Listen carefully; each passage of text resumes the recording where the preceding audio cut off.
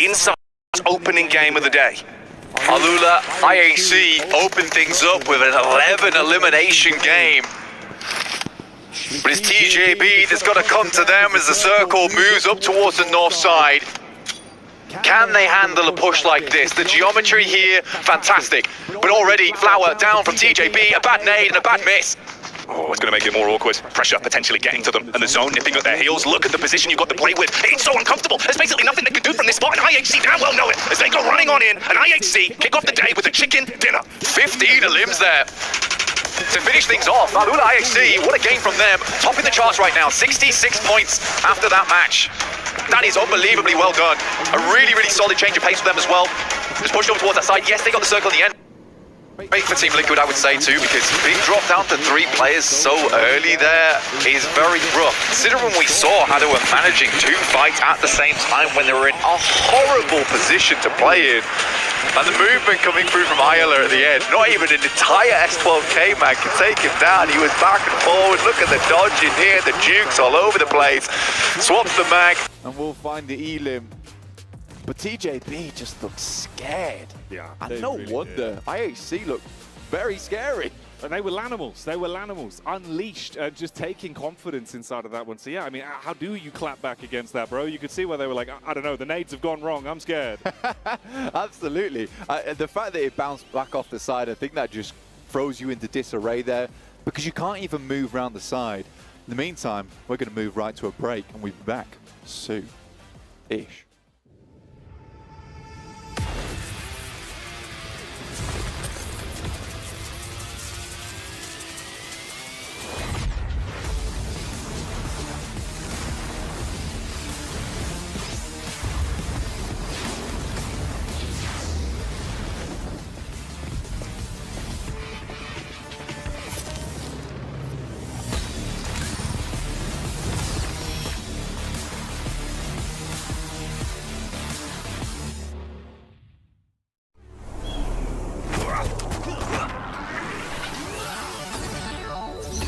Ready, set, go.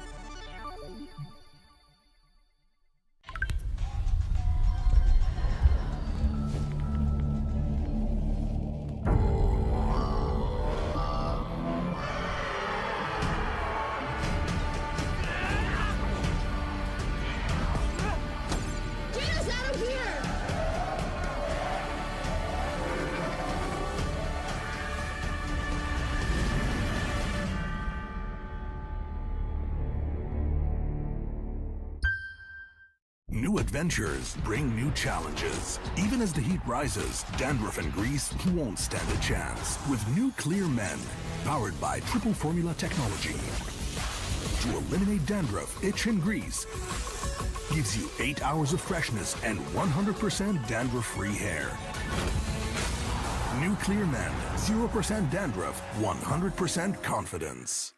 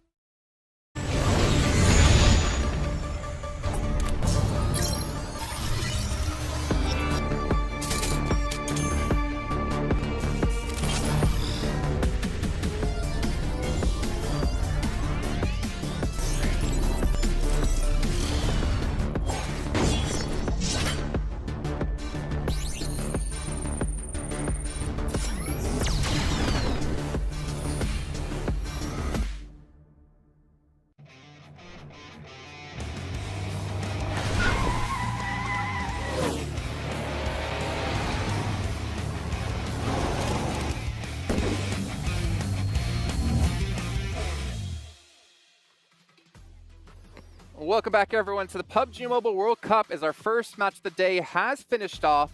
Now, ULA IHC have been able to pick up the victory. But, gentlemen, come here a second. I got to bring you guys in real quick. Yep. DRX, on the leaderboard. If they wanted to have a chance to win, they had the prime position to do so. Lakaris, what happened? The side's perfect. The side's perfect. Me, Calarix. Hold on. Yes, keep it there, please. All right, Calarix, keep it there. let's channel Evil Laris to go in on this play. Okay, when did I call it DRX had the best position? Zone 3, Zone 4.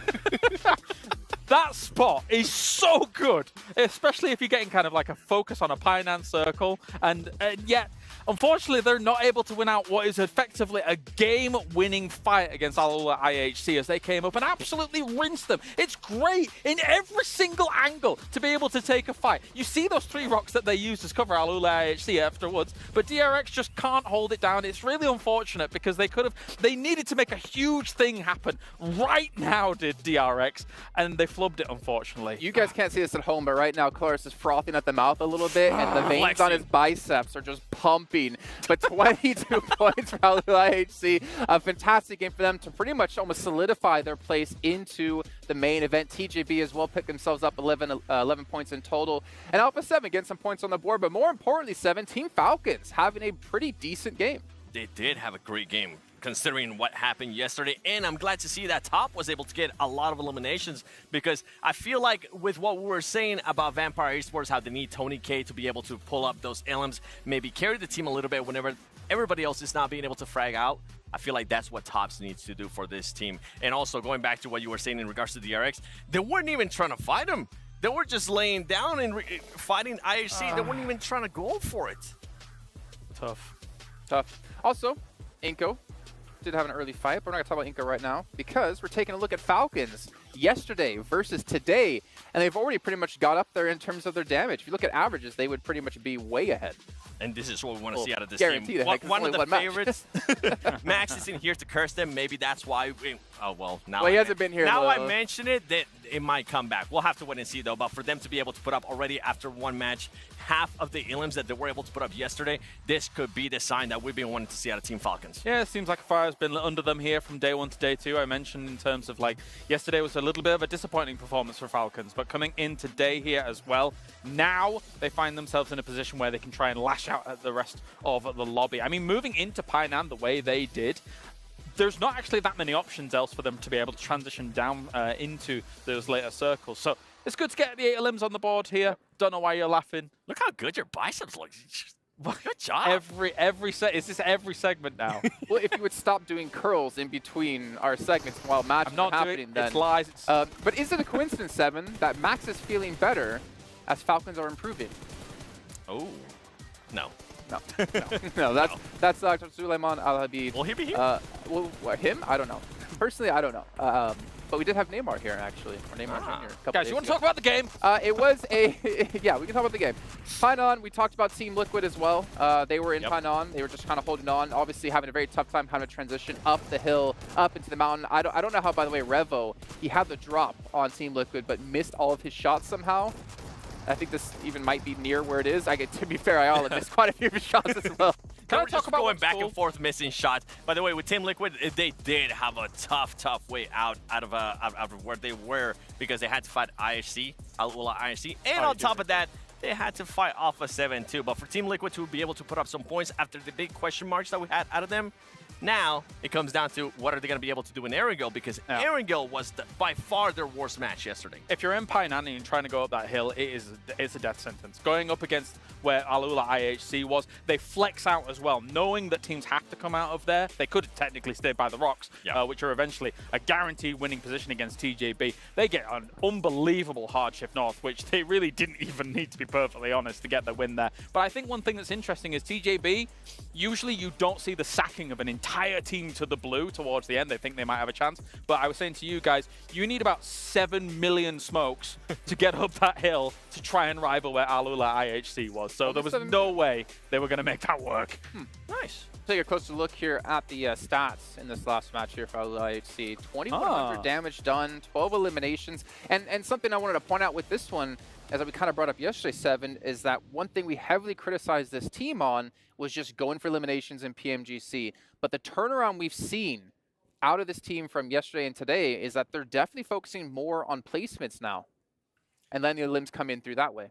Yep, it does feel like that. It does feel like they are focusing a little bit more in placement, which is good out of this team because we know that they can definitely frag out. And for some of the other teams, I mean, we're looking at the performances that we saw yesterday at the Tiamba. If for some reason today we start seeing a performance like this from Alula IHC throughout the whole day, could we possibly end up with the new first place? I'm actually looking forward to it. Them damage numbers are not Sandhawk numbers. That's beyond Sandhawk numbers here, Jason. You know what I just realized, by the way, is that you guys are positioned directly in a line right in front of me, but I can see over Seven's head to see Kalaris' face. It's great. Take a look at our overalls so you can see Alliance obviously not playing any more matches, but IHC have been able to move themselves up into 6th place, which means Brute Force has dropped down onto the 2nd page here. So they're going to be qualified through here for IHC, and now, you know, D+, Besiktas, getting a little bit worried for them. I mean, with the games to play for Alola IHC, they're basically guaranteed to make the main tournament here. And this is a team that actually, I mean, I had actually some question marks coming into the... I said that they weren't going to make the main tournament, which was my hot take, but they sure as anything shut me up. And that's great to see, because you want the world champion to be able to represent. You want the world champion to continue on kind of looking strong at these big tournaments. And that's what they've done, especially in this last game. It looked really, really good about when they were taking fights, how they were taking fights, and their knowledge of the terrain. And I think you were completely fair in being harsh on them and saying that as well, considering how they played at PMSL, how they barely qualified into this event.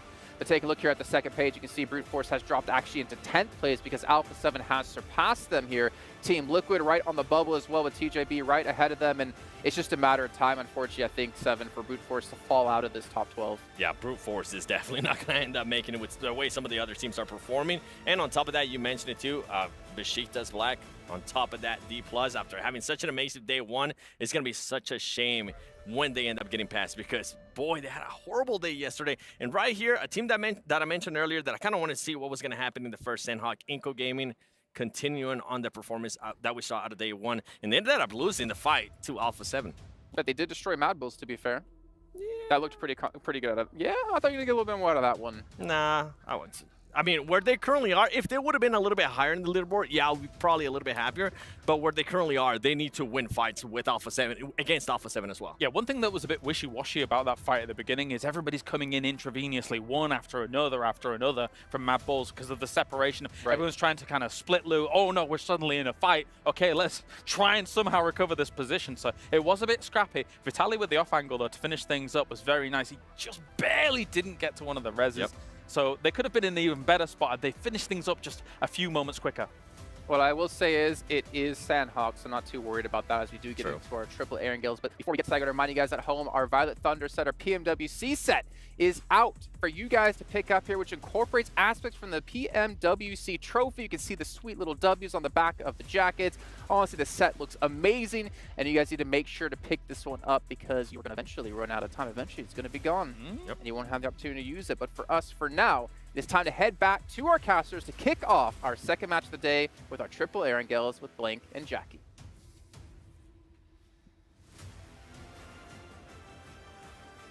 They're flexing, and the players certainly will be on the battleground as well, Blank. Because you've got to. You've got to get in there, get aggressive, play defense, use those big arms for both of the things, really, inside of the game.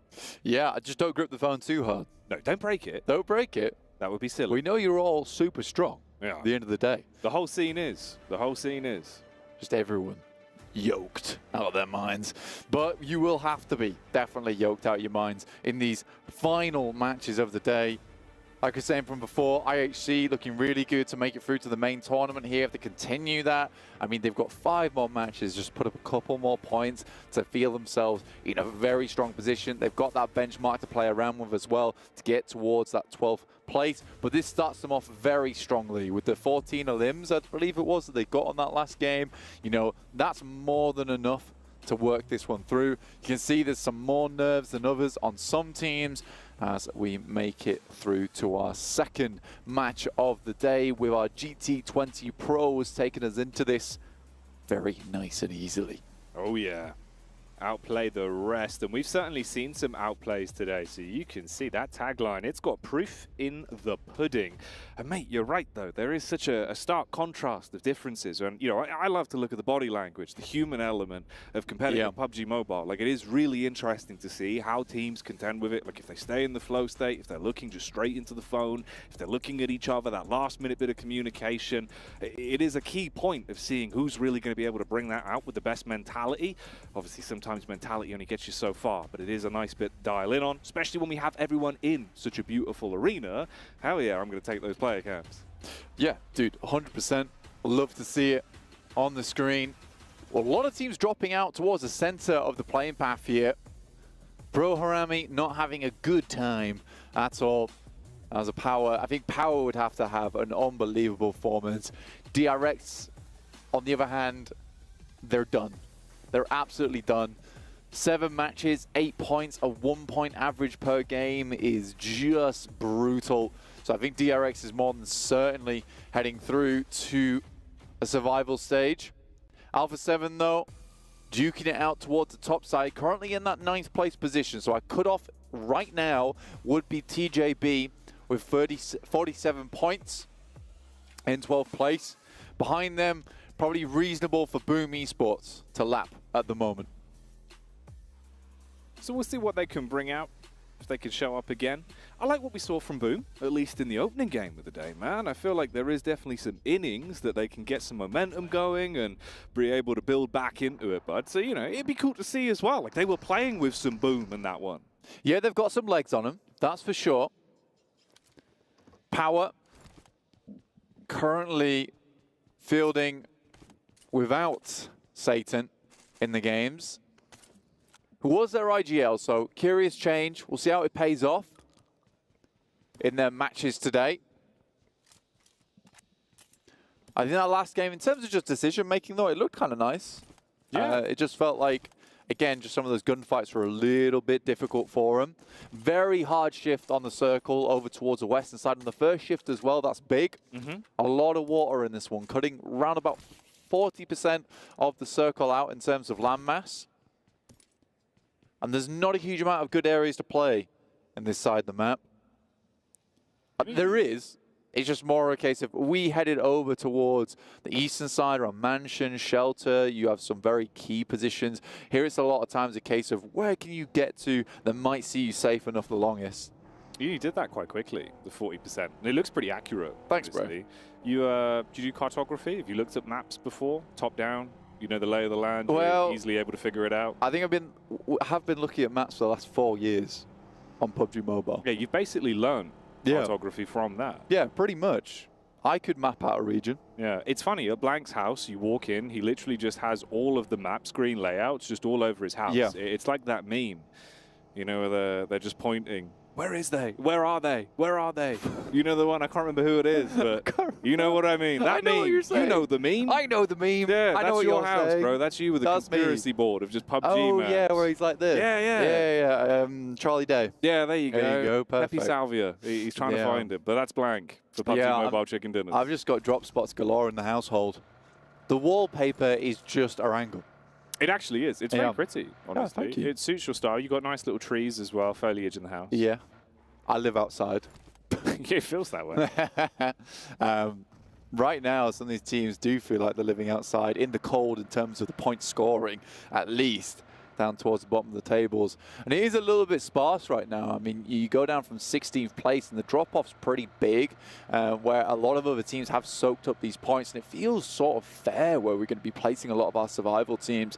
Kag Osaka losing a player early on here. First elimination going to Havlik from the Moneymakers. This is down towards the southwest side of the map with Kag playing in Primorsk.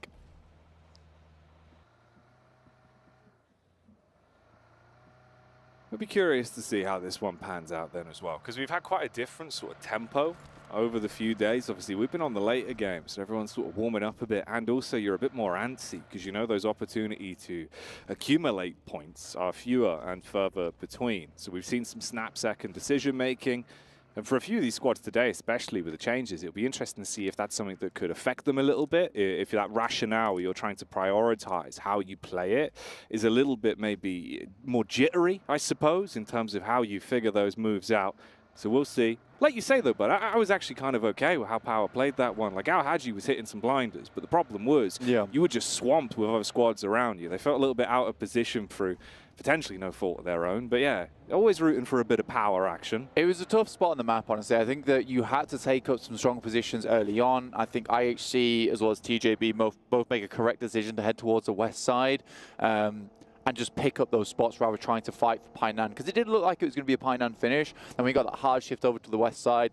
And it was just a case of where does that shift go on the circle and who's going to win off the back of it. I think IHC sets themselves up for a win really well. But it necessarily wasn't a game where they would have won without that shift. So I do respect a lot of the teams that tried to make it through. Their Team Liquid especially. I think they played out their retrieval of what could have been a bad situation quite easily. Yeah, from that opening, like, what, minute and a half, it looked rough, where you're just thinking, all right, you're down to a 3 immediately. For him to have the legs on it to actually withstand for that long. And potentially, mate, a couple shots of difference. Maybe if the circle goes their way a little bit, could have been better for them. Could have been even better. So hopefully that is just a start to the day, and they can start getting some points going. Or your prediction for Team Liquid in that #1 spot come the end of the event might not look so good. Oh, dude, I know. Right now they're right on the cusp, though. 13th place. Anything can happen over 3 days, I think. But right now they're certainly not displaying as the best team in the lobby. I think that's pretty clear right now. And I'm not afraid to say that.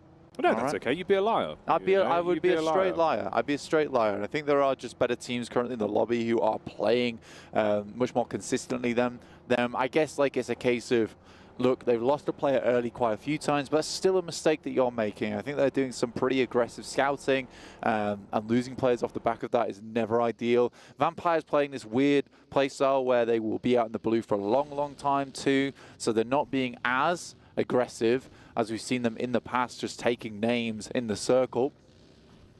Talon have been a bit of a surpriser, 53 points currently. Still 5 more matches to play for them too, so again, another team that could do fairly well here. Yeah, they've looked pretty good, actually. And I've noticed the camaraderie amongst them, like the way they're operating even outside of the games when we get towards the end of the day. The vibe in the team looks good. It feels like they bounce off each other really well, so there's clearly some good energy there. And it always helps, man. Keeping yourself dialed in, picking each other up, give it some gas when someone's playing well. That mentality can be so huge for us. Yeah, Talon, if they can maintain that, it would be sick. You'd like to see it. They've been picking their fights well. Next circle. Zone 2, after our initial encircling, let's say. Alpha 7 currently up towards North George, but very central circle, I would say, on this one. Heads towards a lot of teams have already made their way in. I think this is fairly forgiving for quite a few squads. There's still some water in this one, but not enough that it would make players complain. I do like when Moneymakers are playing, setting themselves up on that ridge on the west side. It's a decent spot to play. I think what we're looking at the moment is DRX trying to set up in that compound that is towards that south side that we saw 4MV playing just yesterday, I believe it was. You got Liquid on the move on screen as well. I've been touching on hoping for a bit of a better one here today. Going into game 2. Still feels kind of crazy we're on game 2, but early shift for this. And it's been delivering with the early momentum. It's cool to see everyone getting sort of dialed in immediately as they came into the SDC arena as well and got themselves sat down. And that's Talon that we were talking about that are coming down all the way top side. Slowly making their way in towards the zone now. You've got Alpha 7 ahead of you. Alula IHC as well down there. And man, every time I look over to that map screen, I just see Tulika staring out at me. It's like a beacon that draws my eyes in. And he did deliver yesterday. But again, bro, like it's just one of those where you want Tulika to have that extra support from the rest of the squad. And sometimes it feels like it isn't there as much as you'd expect it to be.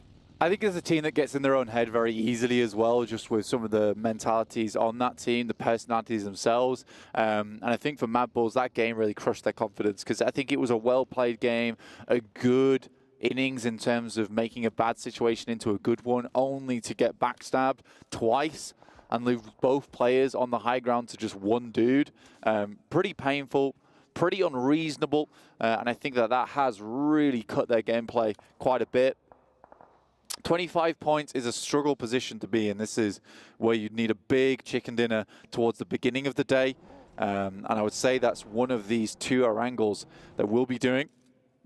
You'd need to see them pop off in those for them to have that like good chance where you don't feel too nervous going into that 6th game.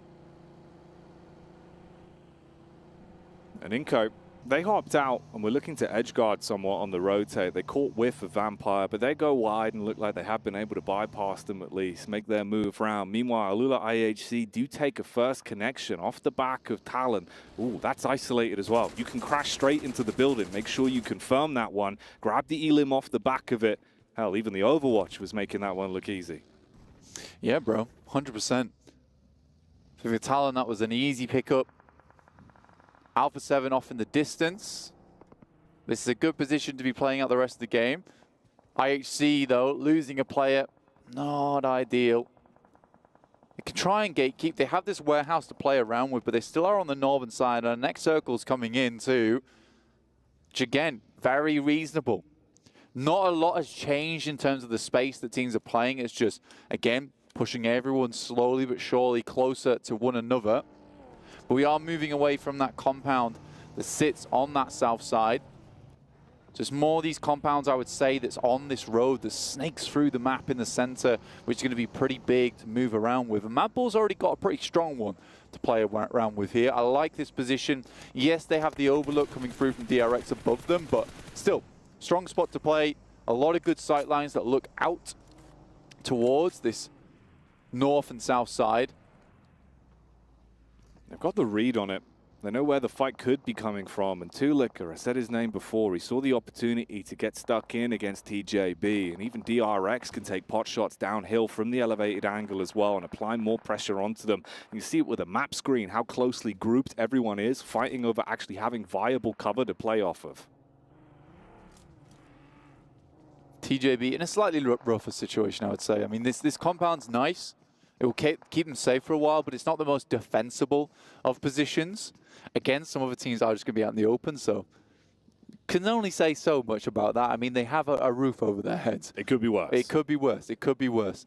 But a lot of teams try and play around this ridge side on the western edge. Difficult, though, because you know at some point with the way this circle's going, you're likely going to have to pass through the fields that sit on that west side, where you have DRX, Mad Bulls, TJB all looking that way. Kago Saka, who lost a player earlier on and making their way up from that southern edge. And you know that Moneymakers know about this. They already took a shot towards them, removed one of their players from the team, so they should have the read on a play like this one. And Mattoon is getting dangerously close to their location. Yeah, he really is pushing up. Ahead of the pack. He's got a little bit of backup at least. But Moneymakers, off the back of the prior game, probably want to try and give themselves some extra stock in this one. See if they can get some more points accumulated. Already finding 1 elim point into this outing so far. Needing to climb those rankings. Down in 15 at the minute. Overall spread looking good. Bro team as well, keeping it a bit further back. The Bros have had some ups and downs, dude, and it feels like a few of these situations, it's been a very slippery slope for them. The talent's been there in some of the individual fights, but it's the positioning for me that keeps me guessing. Yeah, again, for Bro Harami, it feels like they make some good decisions and then suddenly make a bad one for no apparent reason. And I think that is the difficulty because I think they get nervous about some of the positions that they take. They're worried that it's not the best one in the circle. I think a lot of times you just have to commit to that decision. I think some of the teams in this lobby are very good at that. Tiamba, for instance, D plus Kia in a similar way. Yeah, okay. You know, they'll just pick a position and be like, look, this might be not ideal for the rest of the game, but we can certainly find some value off this one. Very hard northeast shift. And for Vampire, who were out in the blue for a long time, it's worked out for them really well. And they have this compound that sits just to the south side of Everest here to work with, and still some high ground that Stone's playing over towards the craggy rocks towards that top side. Talon, though, rocking up towards IHC, coming off the good game, but it's Axel to open this one up. Getting the pressure on. Nades being cast out as well. They know about the potential of the elevated angles. Players could be up tops. You got to contend with it. Drop down. Here we go. Aula IHC starting to clap back. See if they can build off this. Talon in the rear though, and the nades rattle on over. That's going to be a bit of a shutdown and not in the direction you would have thought it was going. Aula IHC removed from the equation. You get the first chicken dinner, but you damn right ain't taking another one.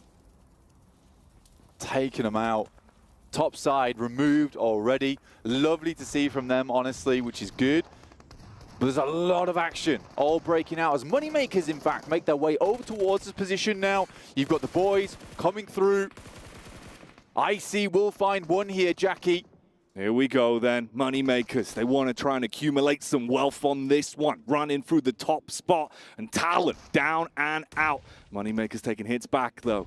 Oh, and there's nades coming on over. This is Boom that are getting stuck in, bringing out not only the nades, but the shotgun to support it as well, as they're going to be able to fight their way through this. Missed shots up close, and boom! We were saying that they can bring a bit more punch to the game, Blank, and that's how they're going to show it. All right, we're not going to have that much downtime either. You got the nice establishing shot here, giving you the lay of the land. Team Liquid have already doubled further back. We get Falcons hopping in the vehicles and looking to advance. Yeah, bro, Harami, just make that move. And I think they could have made it a lot more slowly. Again, it's a case where they should have known that realistically there's going to be teams in this location taking up that compound. And I think they just think they have to go for that crash, but scouting it a little bit later, a little bit earlier, sorry, and getting the nades over, maybe some smokes to make that a bit of an easier transition. Just odd gameplay right now for this team. Falcons, though, from the back of not a terrible game for themselves over on Sandhawk, but they're dangerously close to IWNRX, who are sandwiching them between them and Team Liquid. Seeing if they can keep them penned in. Ooh. Bullets into the back line. Falcons saw that opportunity to take shots towards the vehicle, though. IWNRX, they have to hop straight back in, try and clear that line of sight and get into a good spot. Falcons will not give them that opportunity. That's the last second knock, as that one will be grabbed in the end. Kago Saka also on the move. And this is what you're going to be running into. You might get away from one squad, but there's another team on the other side. DRX tucked in behind the vehicles. That's only going to provide you cover for so long, as the bullets blow it straight up and remove that man down. Alpha 7 also take hits. Good explosion on the vehicle there, Jackie. We'll take down one. Chief goes down once again. Cardozen gets a good spray off. The team is almost alive, but a shot from the side will take down the rest of Falcons here. But Team Liquid looking brazen, fighting two teams at the same time. Mythic is able to make it happen. What a fight just occurred. Again, fighting on two fronts seems to be Team Liquid's mentality, but in comes Boom from the side. It just never stops for this team. Oh man, they're not giving them any opportunity to get the heals in. The constant pressure that's being applied, squad after squad. Although Liquid fight as hard as they can, they might have fallen at the final hurdle here. You're in a rough spot. Two players pushing up, looking to see if he can play medic whilst their focus is put onto Boom instead. And the real Boom is the nades that are raining down on top. Low HP off the contact. DRX really just want to finish this one off. They don't want the fight to go on for much longer, and that's the finishing piece. 6 elims, Team Liquid. Honestly, I would say not a bad result, considering the fact that they were just assaulted by several squads. In comes the mad balls, and DRX seem to have just not noticed the other team that's in their camp right now. Flique moves forward, nade over the top, might get the splash onto the back of him, and it will hit him hard, but it's just QXZ. This has been an unreal fight on the southwest side. It's been action into action into action, and TJB are closing the gap as well. Right, the fight that does not stop. The never-ending story here, with opportunities appearing around the map. Alpha 7 consistently putting bullets down range onto TJB that at this point are crumbling hard, losing any of the HP they had to work with. The nades are rattling in. Vampire are also mid-bout, and it just does not stop. There's the pickup onto TJB as they'll commit for that one. And Alpha 7, 5 elim points in the back pocket as they clean house there. Kag Osaka. This is the fight that we saw against Vampire. They got the first contact off. Were able to deal some damage and shut him down a bit. They get the man back up, but he's low HP. Luckily tops himself back up to full. So he's going to be in a better spot for this. But Vampire, they got the spread. They got the understanding. And they got nades to help them out. Ooh, a double at the same time. Nice nade from the side. Another nade goes through over towards Naoto. Power's also chiming in, looking to clean house. And I think Vampire were able to secure the majority of those eliminations. Yes, they were. And again, with Vampire playing on this north side, they had so much room to work with, so much time to scout. This should be a Vampire win if they play their cards right. Mad Bulls desperately trying to extricate themselves from this valley that they've been inset towards. But it's Al Hadji from Power taking shots. They find Tony K. He's in a bad position. Can he be rescued? This is going to be a big problem now. Power coming online. They take down the star man, the wonder child of Vampire. Peeping them, guessing with how to play this one. You didn't expect Power to find the opportunity, but they certainly have. Everyone else just trying to build themselves some kind of cover, some opportunity to break the line of sights, dashing out the smokes, backing themselves up, and only really wanting to engage if it's a worthwhile fight. For Dan's also moving up, but he's clearing so many angles. You can see the paranoia on the map screen. Everyone trying to clear because of how closely grouped they are with limited cover between them. Yeah, Vampire. Tony K takes a really aggressive off angle there, gets punished for it, and now Power's in an even better spot for themselves in this compound. They can just take pot shots at everyone from. Again, we were speaking about the rotations. It looked smarter from Power on that last game, and it's paying off here. Mad Bulls has to wait for this next shift, though, hoping people have to move in, but that circle encompasses most teams other than Alpha 7, which is the real true threat to the Mad Bulls at the moment as they rotate in. Boom has got the oversight, and they're just going to have to razz this one in the vehicle, and I think they've only got one. What is that spray, though? Oh, mate, you said Alpha 7 with the true threat, but in reality, it's Boom that bring the heat straight out. Elevated peak just on the off angle. Firing off those shots. Dealing so much damage onto him, consistently spamming into the smokes with such little health pool to work with between them. Barely a thin shroud of the plumage of the smoke, giving them some kind of lifeline. One that's probably going to tick out very soon. Got to pass back all the supplies here. But I highly doubt English is getting out of this situation alive. The sprays look pretty on point. Yumi's got a good idea, just spraying across here, trying to catch a bullet onto the Rogue member still left in. And we'll get it just as we look away. Mad Bulls go out with 2 elims from what started out to be a pretty decent game. Alpha 7, 4 players alive on this northwest edge, taking shots over towards Power, looking to potentially move on in. They softened them up. Will that be enough? That's the big question. They've got nades to arc on out, and they seem to have expected the push up from Vampire as well. They're looking to bring down the wall, stop them from getting close. From smoke to smoke, they start to sliver their way further forward, looking for a better angle from the backside where there's limited cover, where they would be exposed to take those hits. You got the move up on the vehicle as well. There's a man from Inco lying in the wings as well, and the rest of the squad is still alive and kicking. Problems could arise on this one as everyone is being moved further forward. Revo's got a good idea on the location. Trying to toss them further in towards the backside of that smoke. Knocks the car out the way.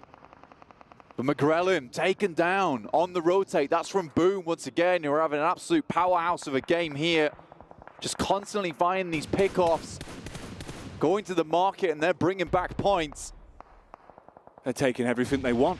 Taking it off the shelf and putting it straight into the backpack, and they don't even really need to be in a position where they can take heavy damage. They've got range, and they are utilizing it perfectly. Vampire, finally the nades start to connect from Alpha 7, but they're still taking so many shots. They're getting softened up. And this really is a fight for survival between the two of them, and it's not looking that great for Vampire right now. I respect that from Power as well, because they see that Alpha 7's taking some shots towards them. Suddenly they're popped up, engaged with another fight there, and Power is not going to let them get away with it for free. So as soon as they see McGrellin start to make that rotate, they're not going to play scared inside the building. They're going to start taking some pot shots towards them. Another nade comes through, not quite on McGrellin to flush him out.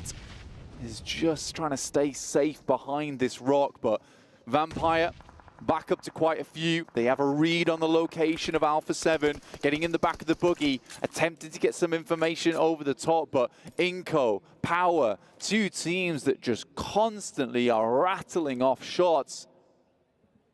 Every time you peak, your confidence is wiped away because you realize you're exposing yourself to so many other angles. And being forced to move eventually for Alpha 7, it could be a real detriment to their health. you would be exposed to Power, exposed to Boom. Inco realized they can just keep themselves sitting pretty right now and not get stuck into fights. Don't make yourself a target if you don't need to. And for Vampire, man, they really do need a vampiric burst in this one. Some kind of lifeline to get them back in. They've got to take fate by their own hands. Exactly, Jackie. I mean, the same could be said for Power. For Alpha 7, they're looking fairly happy up towards the top with 60 points right now, but it's Power who understand that this game means an awful lot to them. Same to Vampire, 37 points, getting some more points on this game. Pumping those numbers up would see them in a much better position towards the end of the day, but Power, on the other hand, 21st place currently. A game like this, a fair few eliminations would be huge. Alhaji, once again, is the main man himself, catches a hook as the vehicle comes through, and Boom's bruised. Heavy is the hand of Alhaji. Turns and does damage on entry. Boom thought they had everything in their basket. Staying back for so long and only taking opportune engagements. You can't do that when the zone moves against you. As they usher forward, they take heavy casualties and are now in a real rough spot for this one, just down to a solo to look to try and make issues arise. Alpha 7, 3 players in the squad. They find opportunities to take elims here and there, but it's been this elongated bout with no one really wanting to over-engage and make the mistake versus Vampire. Starting to run low on nades on a few of them as well because the constant cast out from either one of them. Molly's close. Stone feels the burn close to his face, singes the hair a little bit, but he'll get away. Another nade goes through. Both of them too short, too long. As Revo just sits on the cusp of this one. Vampire trying to stay alive here. Power, the Saudi Arabian representatives, just sitting pretty in their shack. It's going back and forth now. Here we go then, the fight's starting to kick off. Power stance is pulled out from every one of them. Vampire finally sink the teeth in as they go aggro. Shots back on target from Alpha 7, causing problems, starting to get them down. Vampire realize they got to play medic, but they've been able to at least clean up on the real core of the issue. Alpha 7 down and out. We rattle off another squad and leave us with 4 remaining. We're going to test the fortitude here of Power now as they're assaulted on both sides with the solo from Boom behind. And Inco now coming in to claim a piece of the land here that Power has been having an overpowering presence over. So you get up towards the ridge side. How do they play out this game? They've got an awesome compound to work with, but can they have an awesome finish? Inco, they have the split. They've been so far back for so long, but now the tables turn. The shotgun lying in wait by the doorway for an opportunity. If Power reveal themselves, overcommit onto a fight, if Vampire draw their attention, the backstab, the burst from Inco could cause problems. Alhaji switched on to it. Boom down and out. The last man finished off. There's the peak again as they start to strike in. You're causing problems. Power, they're bringing the energy up. Inco lose another man. They're starting to switch on him, Blank. Power sees everything in this lobby right now. They've got the divining rods here on the player's location. Inco's running away, but Power's not going to let them get away so easily, chasing them down into the smoke. Shrouded they might be, but Power's going to blow a hole. They jump in the vehicle, they go for the push. The first man loses out on contact though, but there's an instantaneous clap back. Inco, all on one, and the vital signs are plummeting. Power in a better position to close it, and that's what they're gonna do. Alhaji with the final piece and a chicken dinner for Power. Looks so different from this team coming into the day. Straight onto a chicken dinner, great rotations, great calls. Amazing control of that final circle from the compound. So many places they could have been assaulted from as well on that ridge side. And unafraid at the end as well, Jackie. That's the big thing I like about that one. Inco starts to dash away, realizes they've made a grave mistake. And instead, Power shows them directly to their grave. It's mad. You thought maybe there was an opportunity there. They're sneaking up. The second you're like, right, they've got to deal with Vampire. What do? They deal with them. Instant turnaround, bullets on target, and they were not playing scared. They were playing with the utmost confidence, and the showmanship on the stage already comes out. Alhaji waving to the fans, and that is a huge win for them. Yeah, Al Happy's back, definitely. That's a big game. one they desperately needed. That pumps them up to around about a 40-point average. Well, not a 40-point average, but a 40-point total, which is what they needed, right? Again, I said that for Vampire as well as Power, it needs to be something that happens early in the day to give them that chance of heading towards the top side of the table. I'm really happy for them, man. I'm a big fan of Power. Yeah, they do play with such an electric style of PubG Mobile. And when it works so well. But the positioning was on point this time around. The circle works in their favor. And they knew they didn't have to overcommit, you know? So many fights that went on for minutes, Blank. Minutes, where they sat there biding their time, thinking about the big picture, the chicken dinner. That is the big picture at the end of the day. That's what you want to see. And even you saw there in that final moment some great smokes coming through. It's not all just that aggression, some good smokes to cover Al-Haji off, but don't go anywhere. So we've got a break coming up, and that's going to cover you for around about 2 minutes. 4,000 of years, my wrath has burned in the waters of the deep. Its power awakens me. The kingdom will fall once more. The sea will consume all yet again.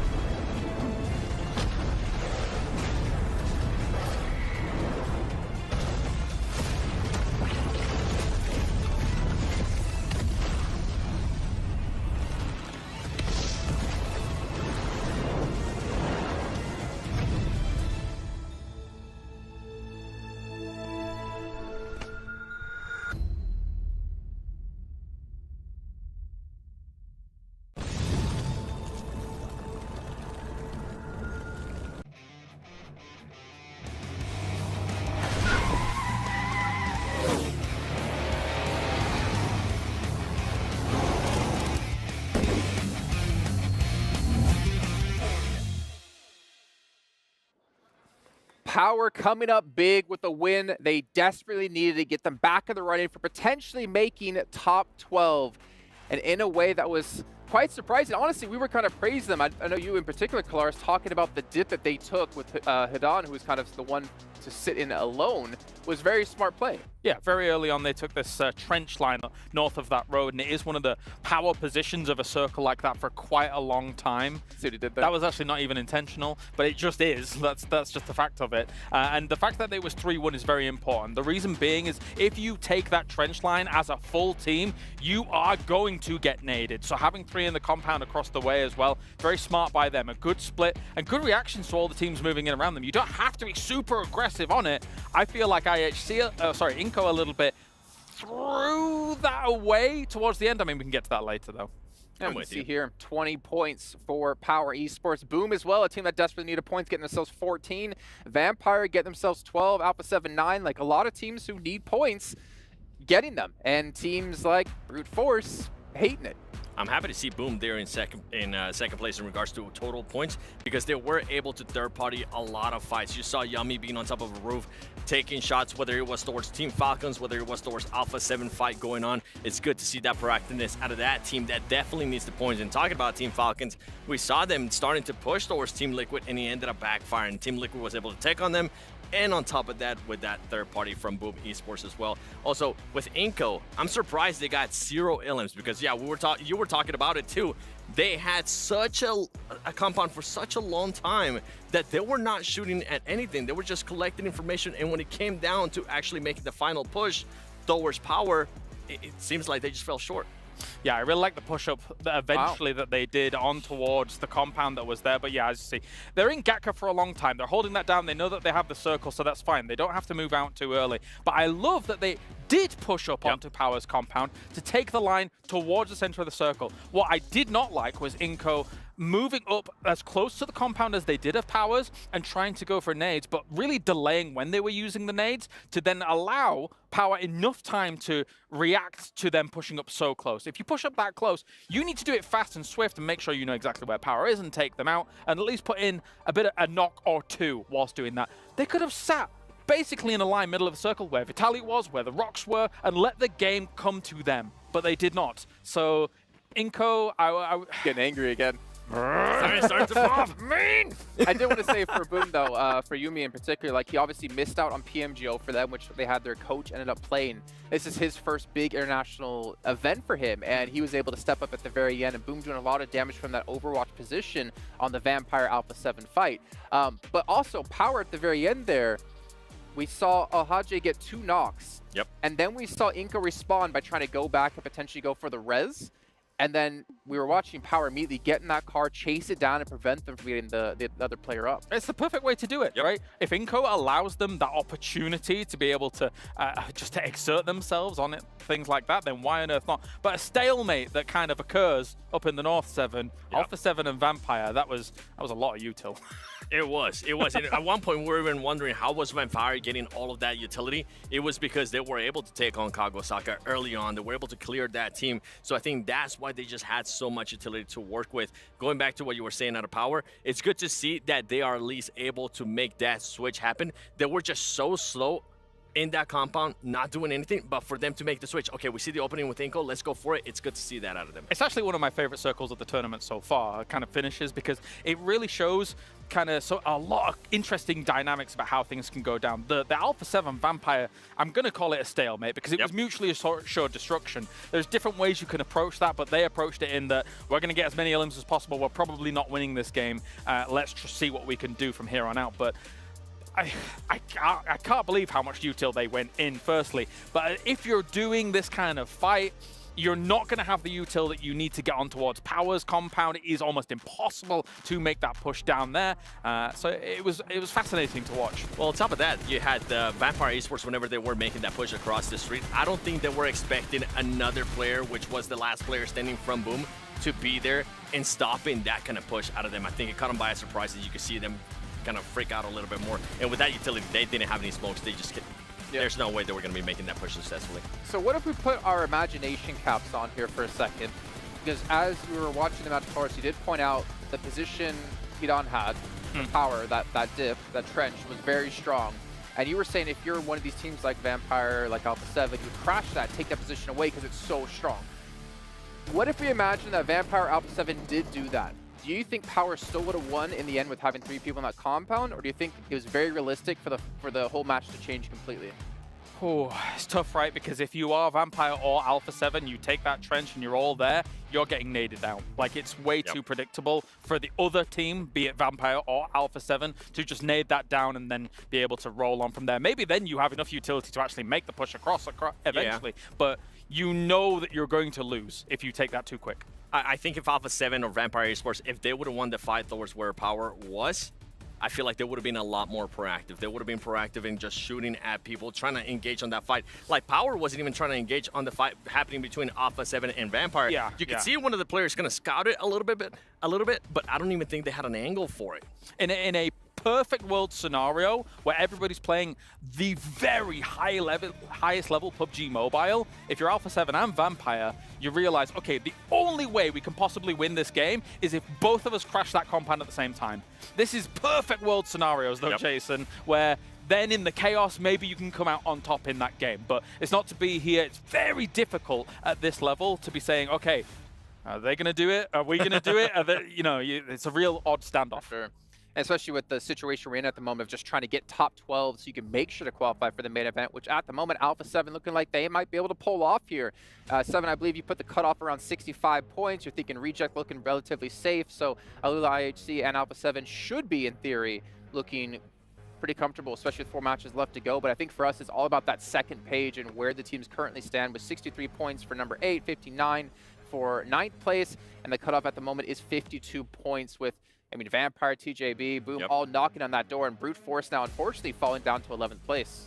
And now even Besiktas going to be on the second page. And on top of that, I mean, D+ is just moving down more and more and more. Talon Esports, we really haven't seen much out of them today, but I'm sure at some point we're going to be talking about it, and they're pretty much just within points of being able to secure their spot.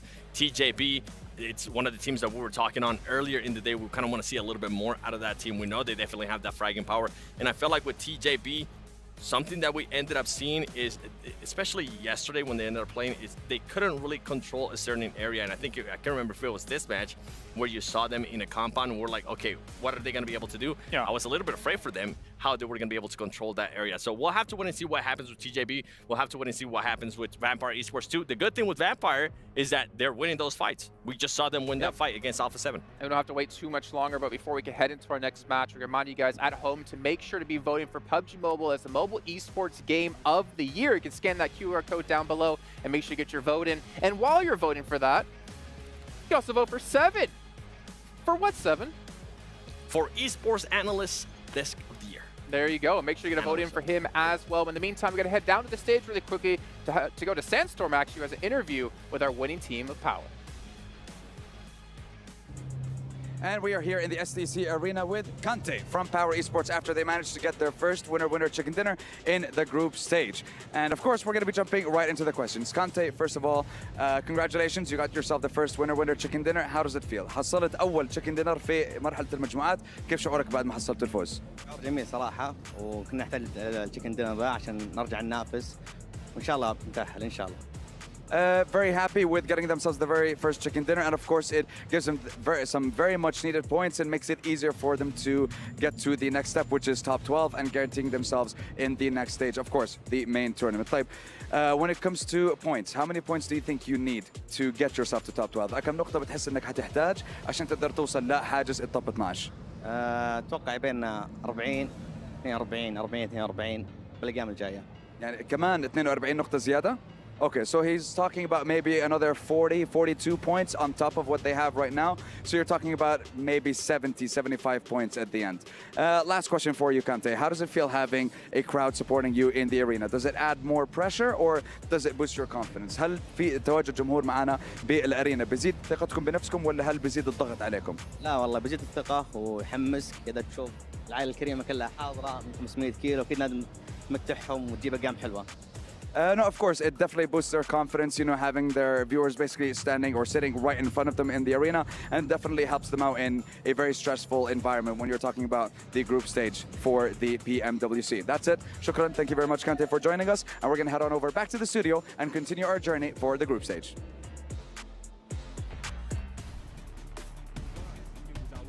IHC picking up the opening chicken dinner of the day. Power then step up to the plate and claim one for themselves with the heroics that was shown from Al Haji. Now we move on to the third match of the day. Blank, last outing for me and you. You know we got to give this one some gas. Give it justice for the building we're in.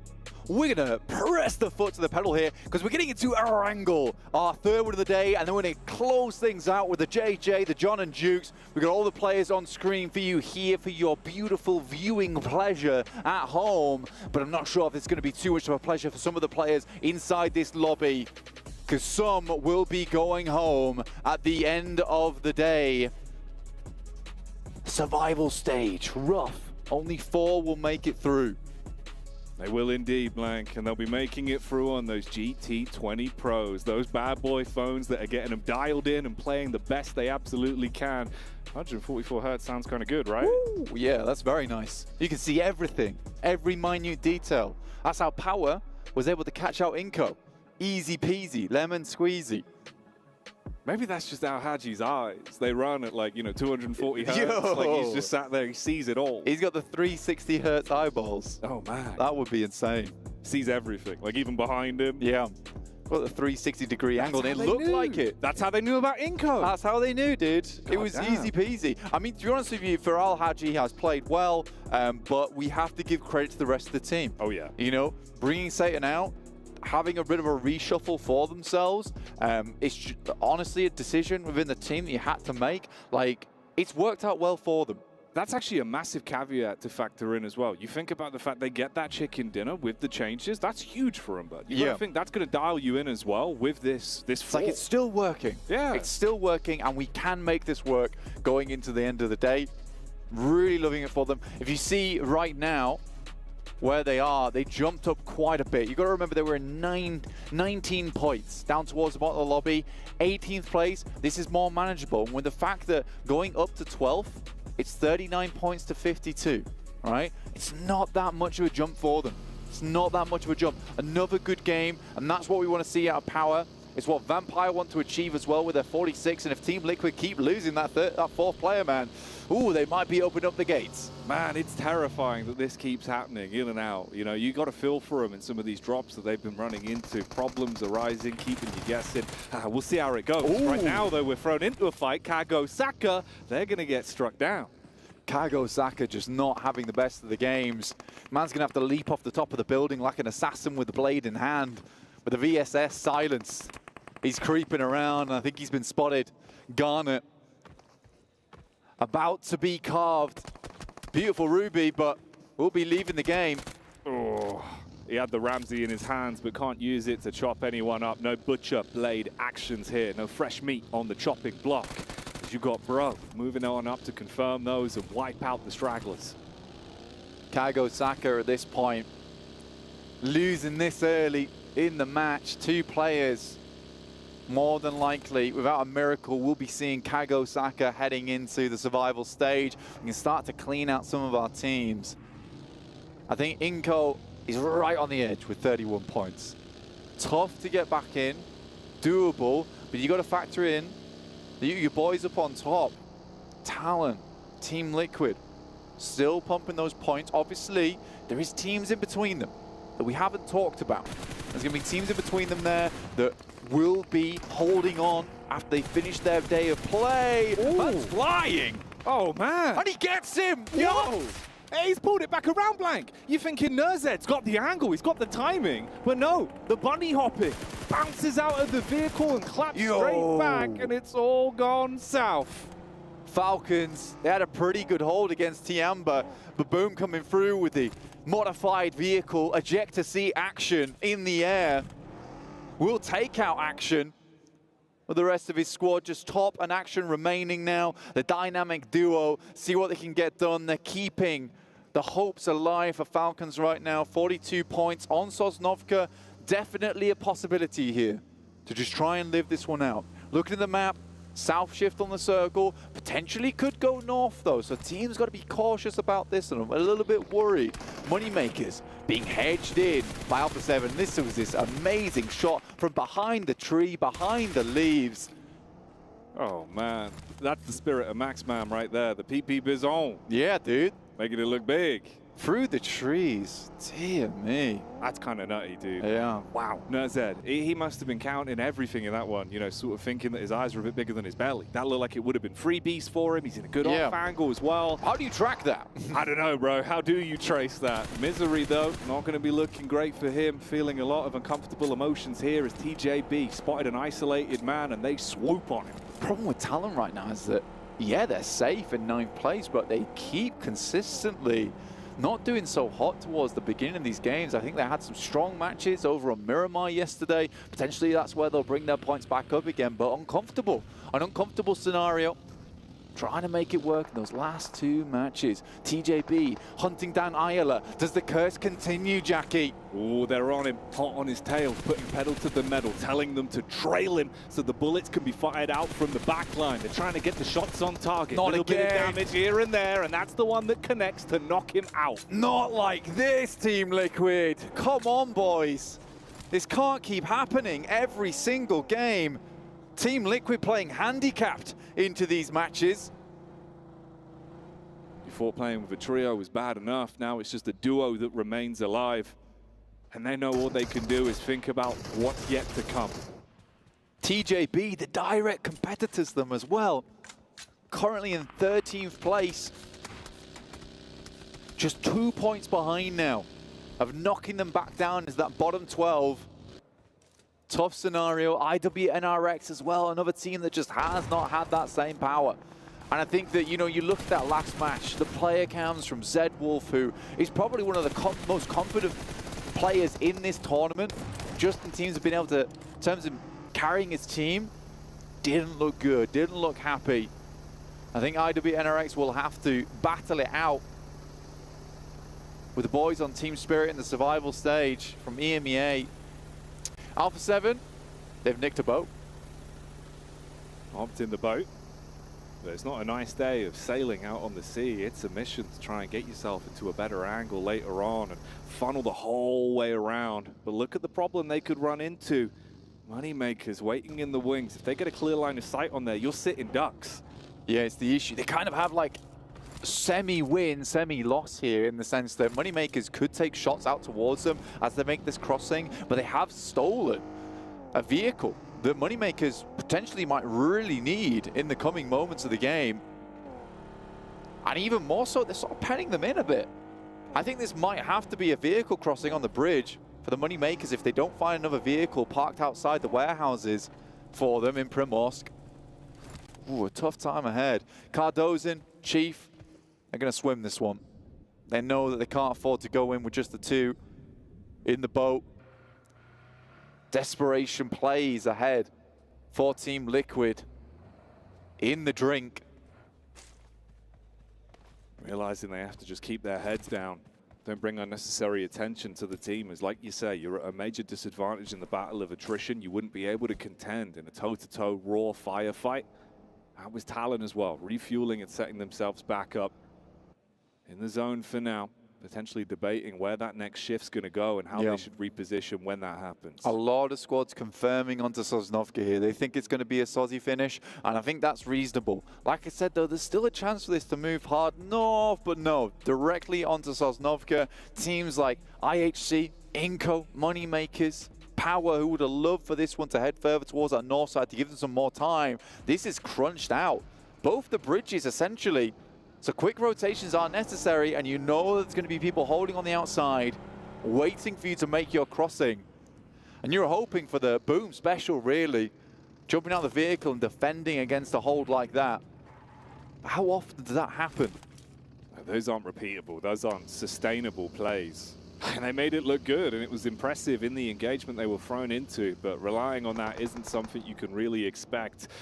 There's close grouping here. TJB, they were the sore thumb that was sticking out in the rotation pathway for Power. They don't need the bailout of the cars. They try and take shots on the move. Bit of a drive-by. Al-Haji going down. They want to deny a second back-to-back potential chicken dinner here for Power, and they instantly put all of the punish into it. Kante on the off angle. He loves playing this one. Has a good read, but Al-Haji more than definitely donezo here. Maybe they're able to get a couple of points in terms of the eliminations versus TJB, and Kante's got a nice read onto them. Oh, he jumps out the vehicle too quick. Uh-oh, this he was quite low. Wrong. Oh, mate, hang on a minute. Then actually Kante might be able to, like you just said, steal away a few points. You've broken your own legs. You've got to recover, see what you can do from it. Fidan and Kante playing hand in hand here. Do they know, though? You got Only coming over the top side. Good shot. What a spray down. Pops him out the side of the vehicle, opens the door. And another as well. This could be all over for the boys on TJB in a blink of an eye. In comes Fidan as well, up the hill. He has a bleed onto them. Both players are up, but extremely low here. And that info goes both ways. Smoke's down to give themselves cover, sure, but this is going to give them the inkling of where their position is. The zone's moving in to make it even more uncomfortable. Shallow nade on the first. Kante gets a better angle from the elevated peak. He's got this opening. He sees the opportunity to try and get those shots in. He doesn't want to muck it up, though. Fadan makes the first move, strikes onto one. TJB, they thought they had this in the bag, but the longer it's gone on, the worse it's got by far. And I don't think you're in a great spot here. Just a vehicle blocking bullets. That's barely all they've got to work with.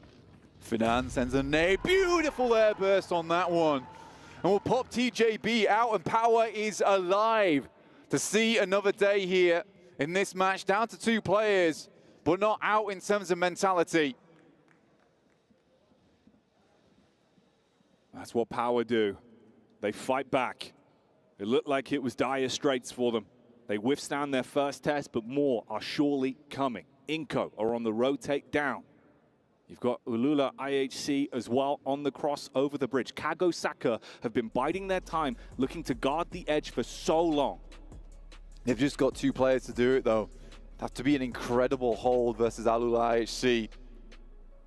Depends if they can make it through. Inco also in Milter, getting looted up as much as possible. They know they need the meds here. Here's the initial roll in. Great shots out of the vehicle, honestly, from TJP over the top side. Almost the hold from Power. It all goes wrong in a matter of an instant. Fidan, though, brings it all back together, and that was the crucial mistake. You get the Power POV as well. They took that extra time to reassess, reloot, offer the crates, grab themselves a boat. Going for the wide rotate the whole way around the back, setting up with the circle in the forefront of their minds. Meanwhile, DRX, it always feels like every time we see them, they're in such a rough spot. They had a glimpse of potential to start off today, but that was quickly taken away. Taking stock of the circle right now. You got Falcons playing up towards Observatory, staying out of too much trouble for themselves. IDB and RX set themselves up on a wide split on that north-west edge. Alpha 7 playing a little bit more interesting. Inco coming around on that north side, could be backstabbing onto IHC. They don't want to go for the Milter bridge push, and I think that's reasonable considering where the circle is. You know there's going to be a lot of teams in that area. Might just be safer to go for this one. But do they know IHC's here?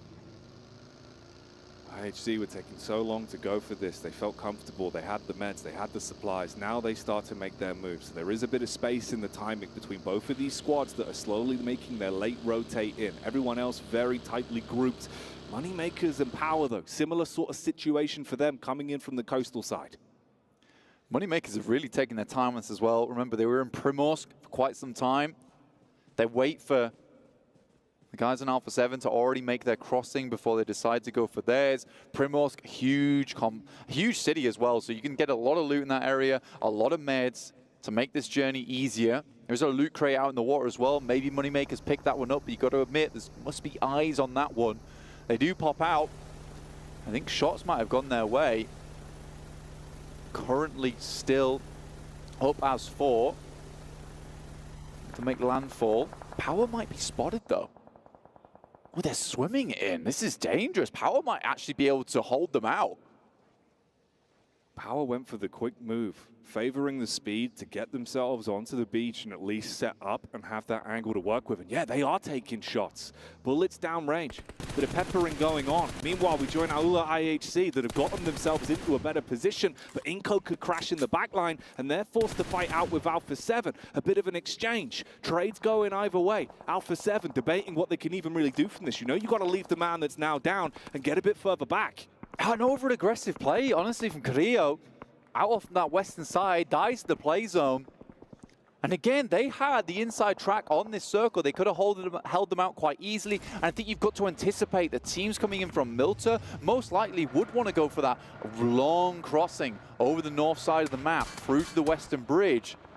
So I think Alpha 7 has just bit off a little bit more than they can chew. They do take down Zol, but losing a player in a strong position where they were is not feeling good. But look at this, Moneymakers opting to get rid of the vehicle, the boat, and instead just swim it in. Power takes a bit more of a strongman's mentality. They just send it. Yeah, they go straight in. Don't want to give the opportunity for another team to take snipe shots down at them and pepper them with bullets. But Tulika, he loves these long-range firefights, and it plays into his book. Hits the first as he's able to take out one on the cross, and now he's a bit suspicious. He's clearing towards the coast, so Power might have given the game away a little bit here. We got the move up from Vampire as well with a very fragmented Team Liquid. They went down early in terms of the numbers, and you're basically trapped, penned in whilst the push comes up. The saving grace at least is to boom engage from the sideline and get a bit of damage back on the Vampire. Tony K though, this man can be lethal. How good is he in terms of getting the nade in through the window? Goes far, wide in fact.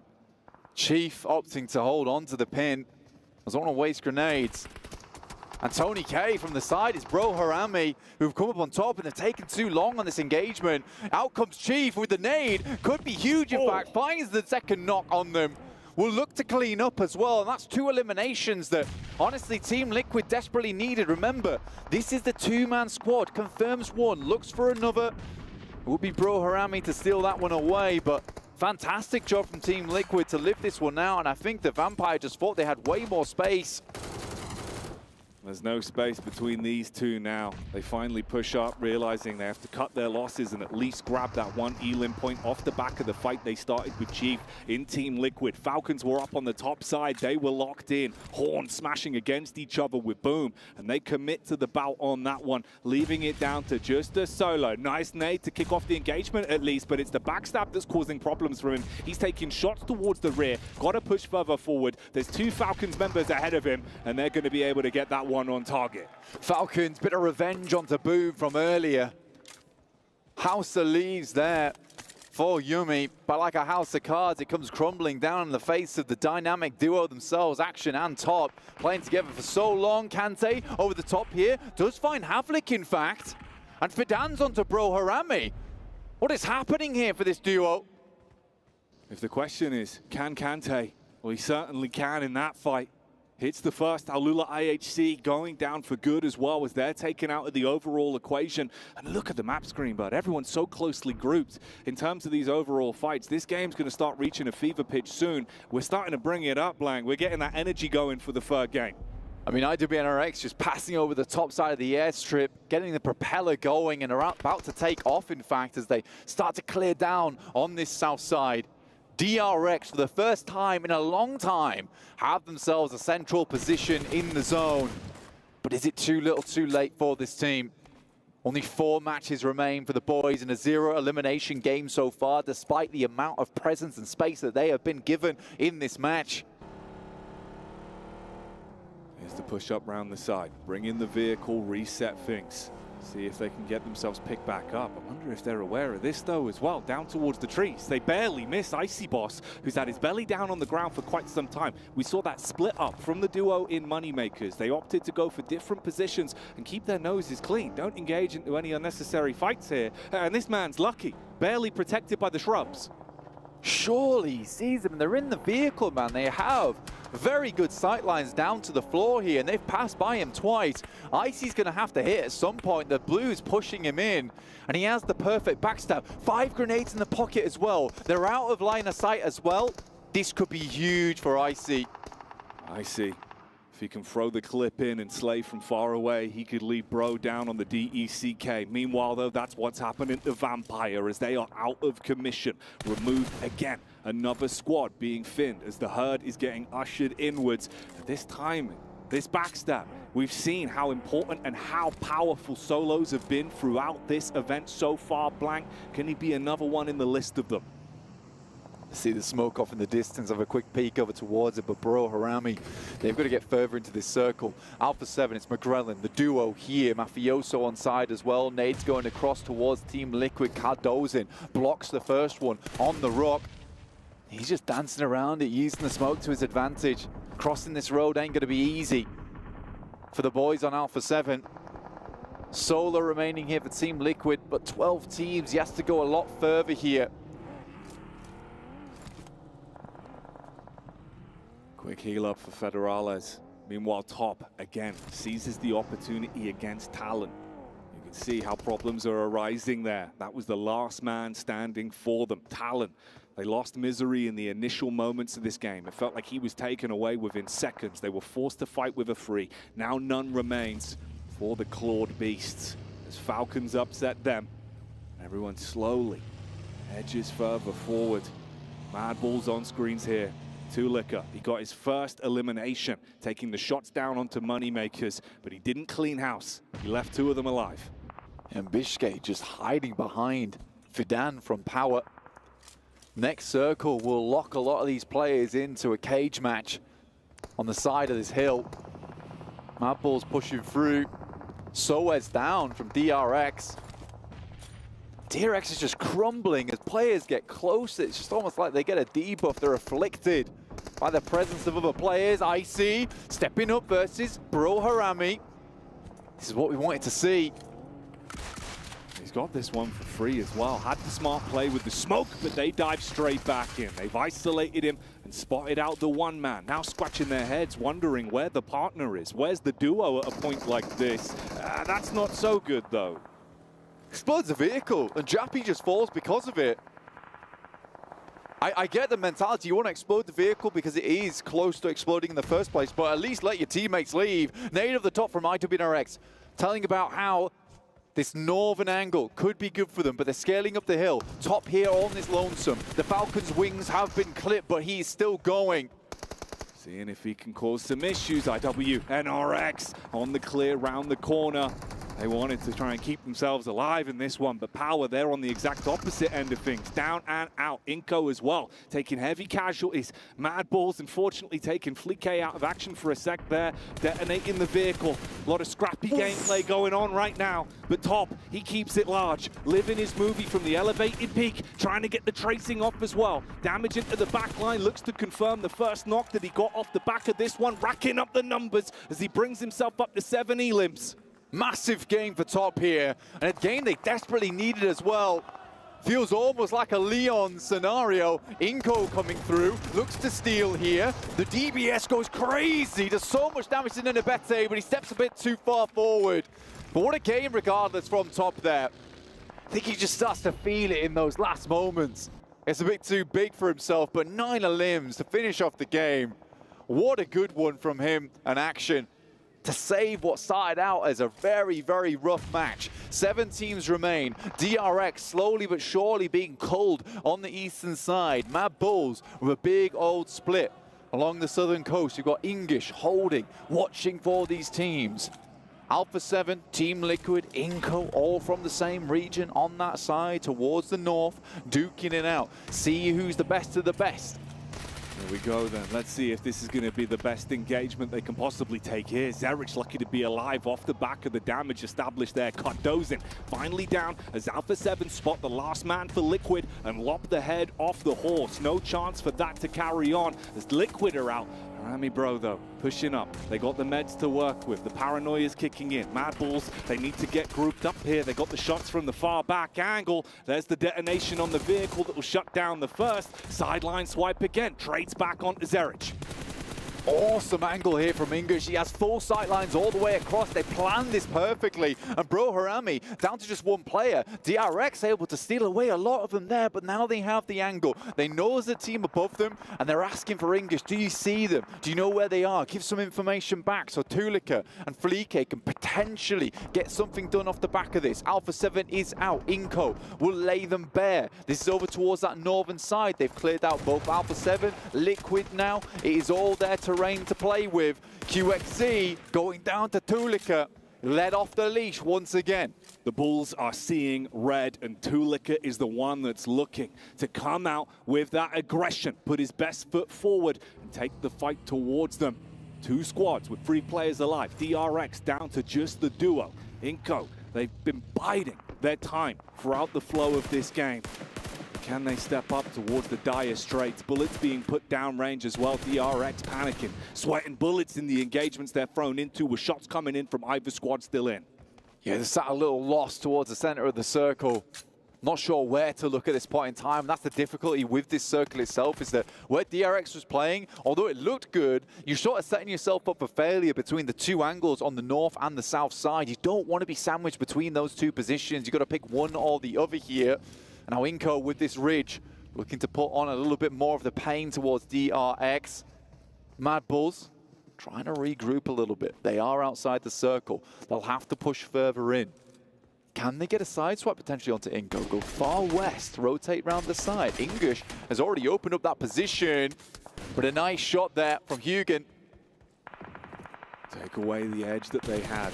Remove the manpower. Focus fire back. Tulika dialed in as always, even suspecting the peek from the second man in the back and keeping his crosshair honed on target. Ooh. Nice tap. Slows them down. Removes the HP from them so they can't peek in, but the zone is going to force them to make a move, or you're out to the play zone anyway, and we rattle it down to just 2. Mad Bulls with the reset. 3 players alive versus Inco. Got a lot to do now. This chicken dinner in tough contention. Either one of these teams could take it. Crucial repeat there coming through from Tulika to keep Fleek alive. They desperately need the 3-man, and it's both ways on side of this valley.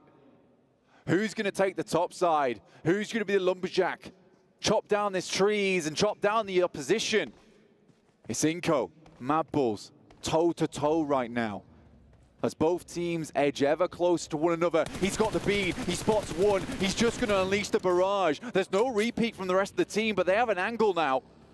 Tulika, the human hatchet for Mad Bulls, swinging wildly. Cutting his way through the jungle and looking to take down the opposition. The opening engagement gives them establishing damage, but they still need to be aware of the positions that Inco have. The Bulls preparing to charge here. Inco holding back, scared a little bit. They hear the thump of the feet on the north side.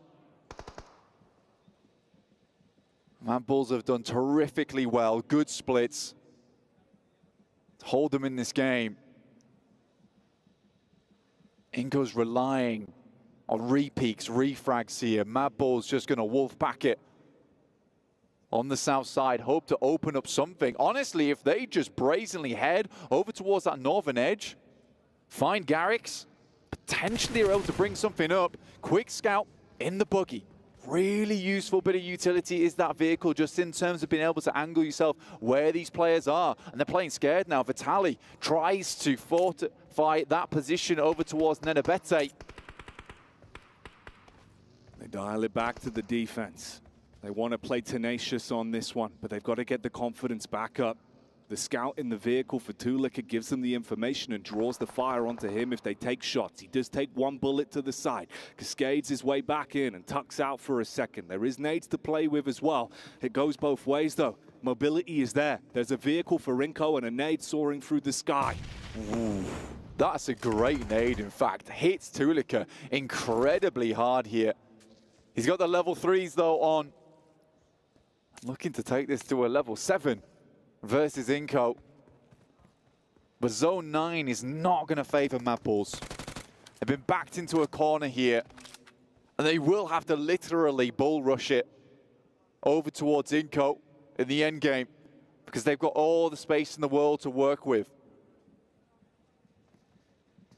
At this point, they have to command respect from the spirit animal of the organization. The Mad Bulls have to rise up and storm the gates on contact. Inco playing with the lion's heart, further back, knowing how close they are to sinking their teeth into that chicken dinner. It just comes down to the decision making, making sure they can clean up on these fights. They're getting a little bit further forward now, realizing time's starting to tick, things are starting to heat up. Nades being primed as well. The utility usage has been keeping them further back for so long. They just need that clean nade. The best thing about this is that Nenebete's been so patient on the nade here, popping it away every single time. You know he doesn't have too many in the back pocket. He can't afford to waste them.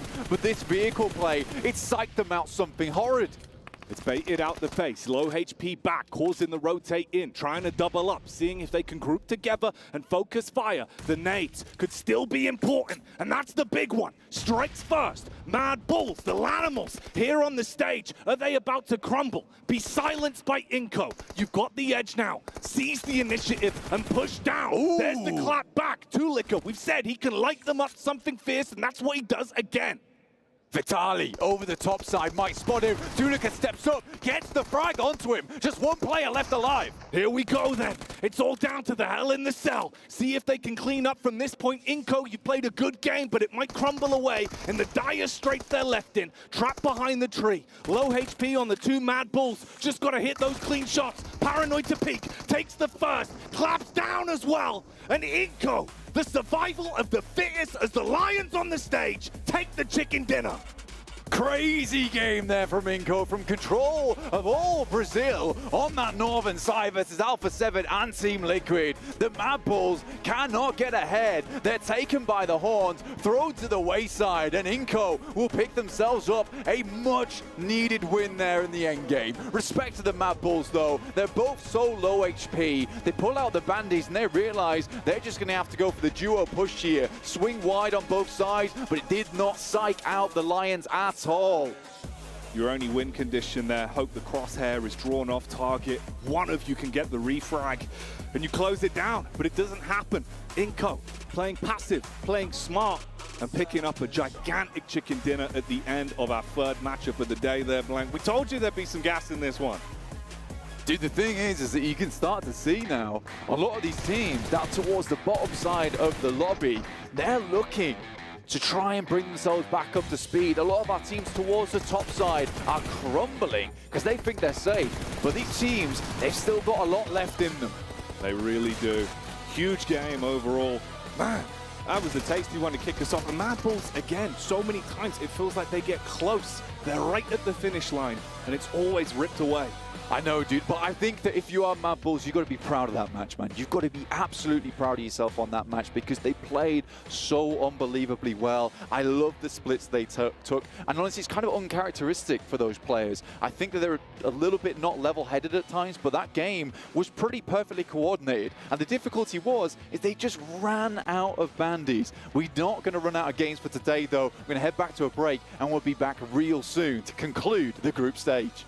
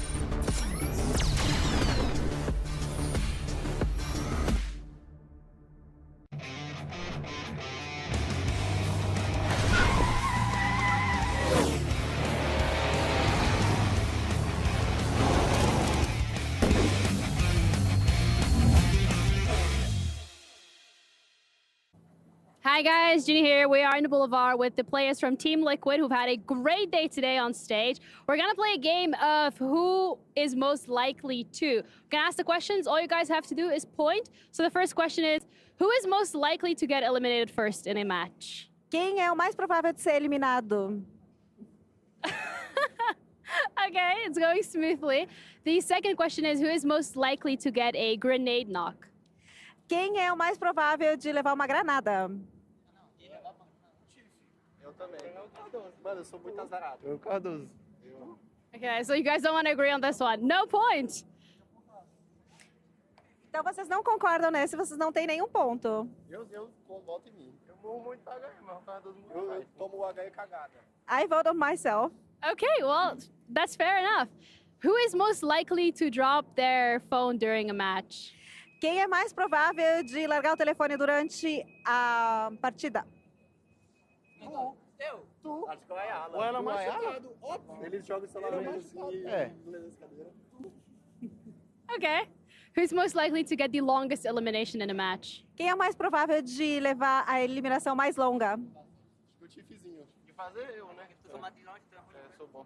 Okay. Last question is, who is most likely to clutch a 1v3? Quem é o mais provável de clutch uma vitória? De fazer uma vitória. O Miticão. É, eu acho que o Ai é os dois. Both? Who are we saying? The four of them? All four. It has to be one player. Tem que ser um só. Tem que ser um só. Aw. Mythic. Okay, well, thank you Mythical. guys so much for your time. I appreciate it. You know what? And the guys- I like that game. Why don't we play a little bit of this? Seven Okay. Polaris. Who's more likely to nade the other on accident? Wait a minute, what? Where's Him, Max? for sure him. No. Okay, who's more likely to carry a match? Not you. It's not between me. It's you two, bro. I'm the host. I mean, me, obviously. Humble brag. Who's more likely to pick up the PMWC Violet Thunder set S12K? Because it's currently out for you guys at home to pick up for yourself. You guys can check it out in-game based off the design of Ailu and the PDPX Esports Outfit Design Contest. And Klaris did say he'd be more likely to get it. Yeah. Let's just. I know if Maxman was here, he would fight you for that and say no, it'd definitely be him. Yeah. Hey guys, how are Yeah, you? he has If a he's lot healthy of enough UFC. to fight. No, he's not. Anyways, let's move on from here because obviously Inco did close out the match, and honestly, considering how the last match went, if they didn't clutch this one out, not even clutch this one out, they didn't confirm this one, I'd be quite disappointed in their performance. Yeah, and I mean, for a team that was towards the bottom of the leaderboard, a team that definitely needs those points, if they even want to be able to be in the top 12 and not go to the survival stage, you can see a much better improvement today in regards to what they've been able to do. The ilms are up, the damage up, and most importantly, the average survival time is up. But the big question mark was, are they going to throw this win? Or they're not going to be able to close it out? And Kyle, luckily for us, luckily for Inco, they were able to actually close out the win. Yeah, I had my concerns after the previous game and how things went down against Power, but this time around not to be the case. Able to take out Mad Balls here with the opening on from the nade from Nenebete to get things rolling. But Mad Balls are kind of like put themselves in a very cordoned, close position to one another. So it makes it very easy for Inco to spread out a little bit, have good angles on them, and then from there take them out. To be fair, though, I'm actually even surprised that Inco it came down to just one player of Inco with the position that they had. They allowed Mad Balls to get so close to them, but hey, if it works out for you, go for it.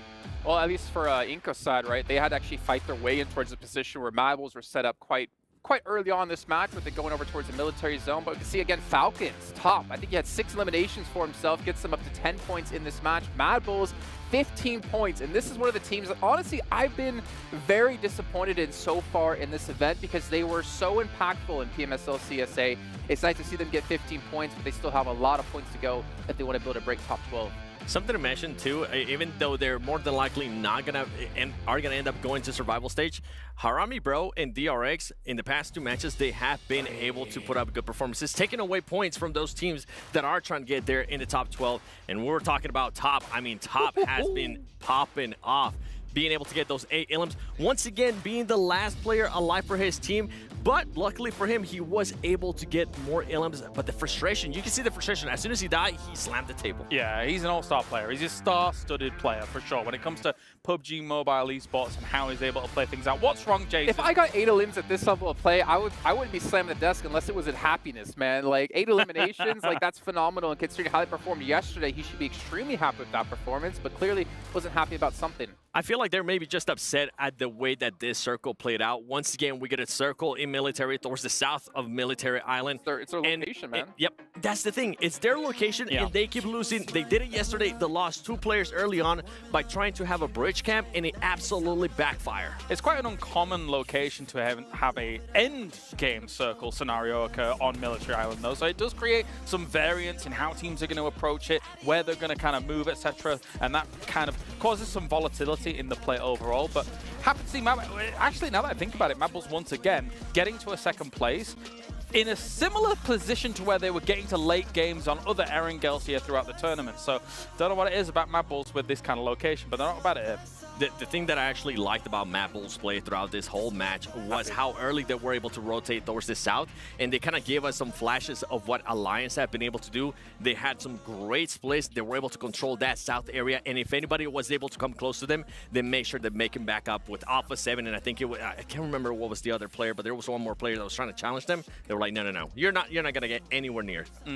Okay, well, you know what? It is the halfway point of the day, which means we have to switch our commentators in and maybe even check in as well here. We've got Hot Jukes and Johnny Allen joining us. Gentlemen, what's your thoughts on the first half of the day? Dude, everything I think we expected and more. You know, I was actually expecting a little bit more from Team Liquid here, but we still got 3 more matches left to go. Anything can happen. Absolutely. I think that's a good team to sort of be looking at towards the end of this one. Trying to push up over those 70s is going to be tricky. Are we still with these guys? I think so. They're still here. You're still with me. I don't know. I didn't expect to actually have John Allen and very Hot Jukes to be joining us, but you know, got to go with it. But yeah, gentlemen, it's been tough, right? And I'm assuming we'll see you guys a little bit later on. We got to cut you out of here. I thought we were going to talk to him a little bit more. That was good. Very Hot Jukes. Yeah. I mean, it is very warm here, but he's looking fly. I was ready. I like the shirt he had on. It was crazy. Yeah. I was happy to see he got his clothes finally. He lost his luggage, right? If only we could get our 3rd analyst here on the desk as well, which I think will happen. Maybe in like 2 days. Nah. No? Okay, we don't have to have him here. But yeah, so we're past the halfway point of the day, right? We'll be checking with overalls a little bit later on today, but teams, it's getting very tough. It's getting very difficult knowing you have 3 matches left to go to try to break through. And luckily for you, you still have that 1 Erangel left, and of course the double Miramar to follow up with. It's coming down to do or die time. This is like the moment that makes diamonds, Kalaris. And you know I love that phrase. Does he? Yeah, he does. I want to be a diamond. Yeah? Yeah. That'd be nice. Too short. Well, I mean, the thing is that I need to hark on the idea that, once again, DRX actually had a position where it's a winning location. I'm not going to, well, yeah, I am going to say exactly what I said. It feels like they're able to find the winning locations, but it feels like they're never able to shoot any bullets from the winning locations every single time. Soez goes down early, and then it's problematic for them. They were always going to have a hard time anyway today. They're so passive. They don't even shoot. It's like free elims. Free points. Yeah. Well, you know what? Yeah. It is what it is sometimes. And so I think remember correctly, right, Kalaris, you were actually more likely to take the PMWC Violet Thunder Set S12K, which is based off the design by Ailu and also incorporates elements from the PMWC trophy, which I have to say, by the way, I don't think I've actually said it on air yet, but that trophy is sick. I love the W inside the globe. It looks amazing. I kind of almost wish it was a snow globe as well, but I don't know. Let's head out on the stage here as we are at a halfway point with Barney.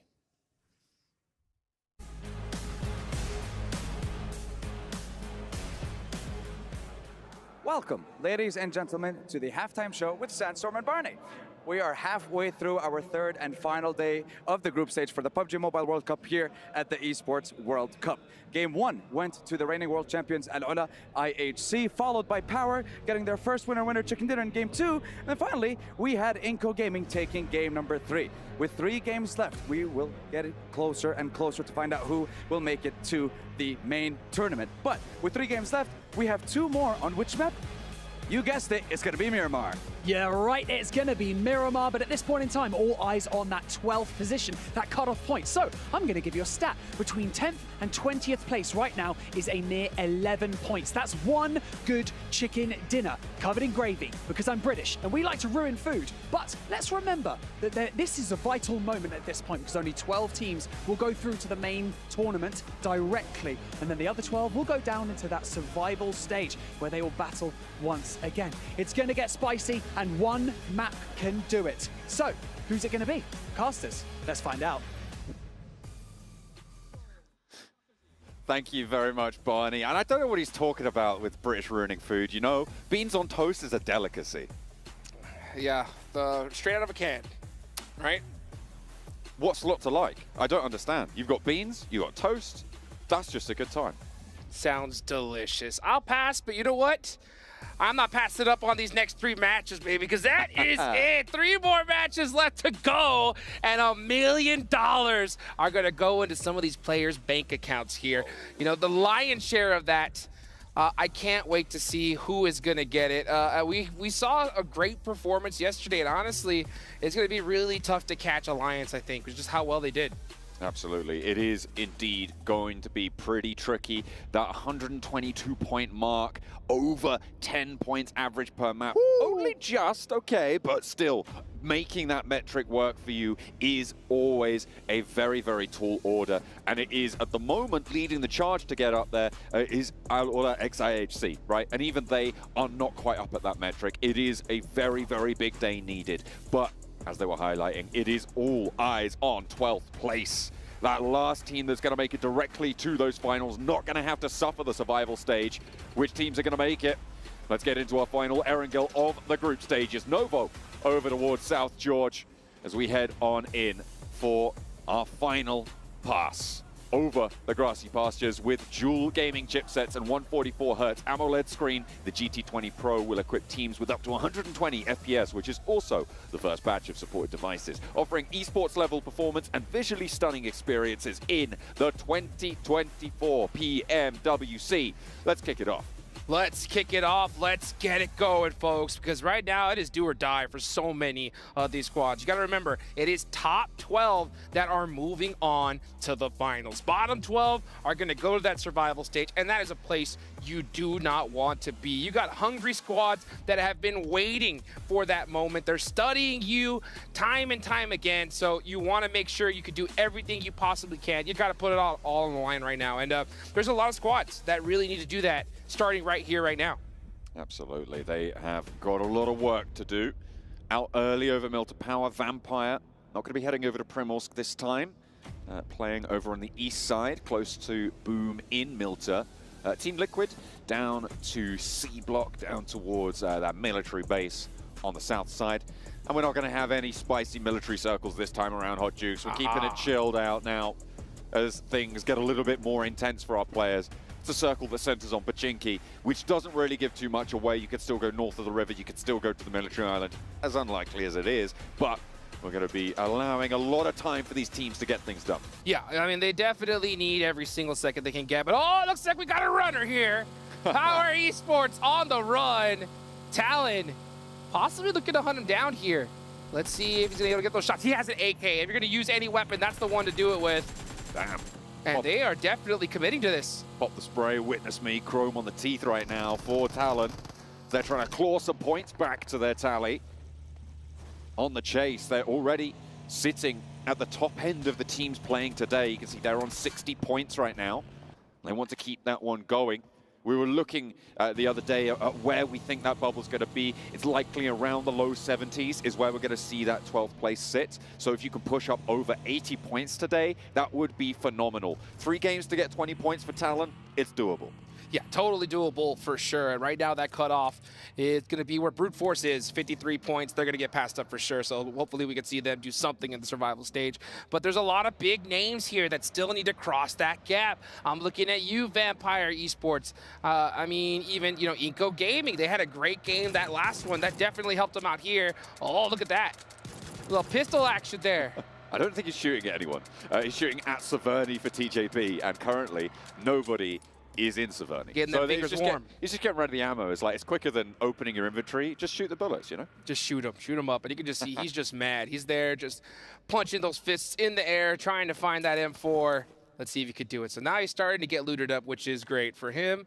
But at the same time, man, they got some work ahead of them. They have 52 points right now. So TJB, we should see them in that top 12 as long as they have a good, consistent few games.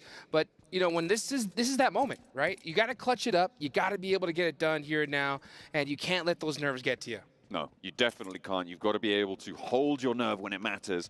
And coming into this one, it is just going to be a question of keeping up the pace for the teams at the top of the block right now that they're currently playing in, right? We've got Alpha 7 leading from the top, 72 points already, which is pretty good news for them. This is a team, obviously, that people have expected to do well.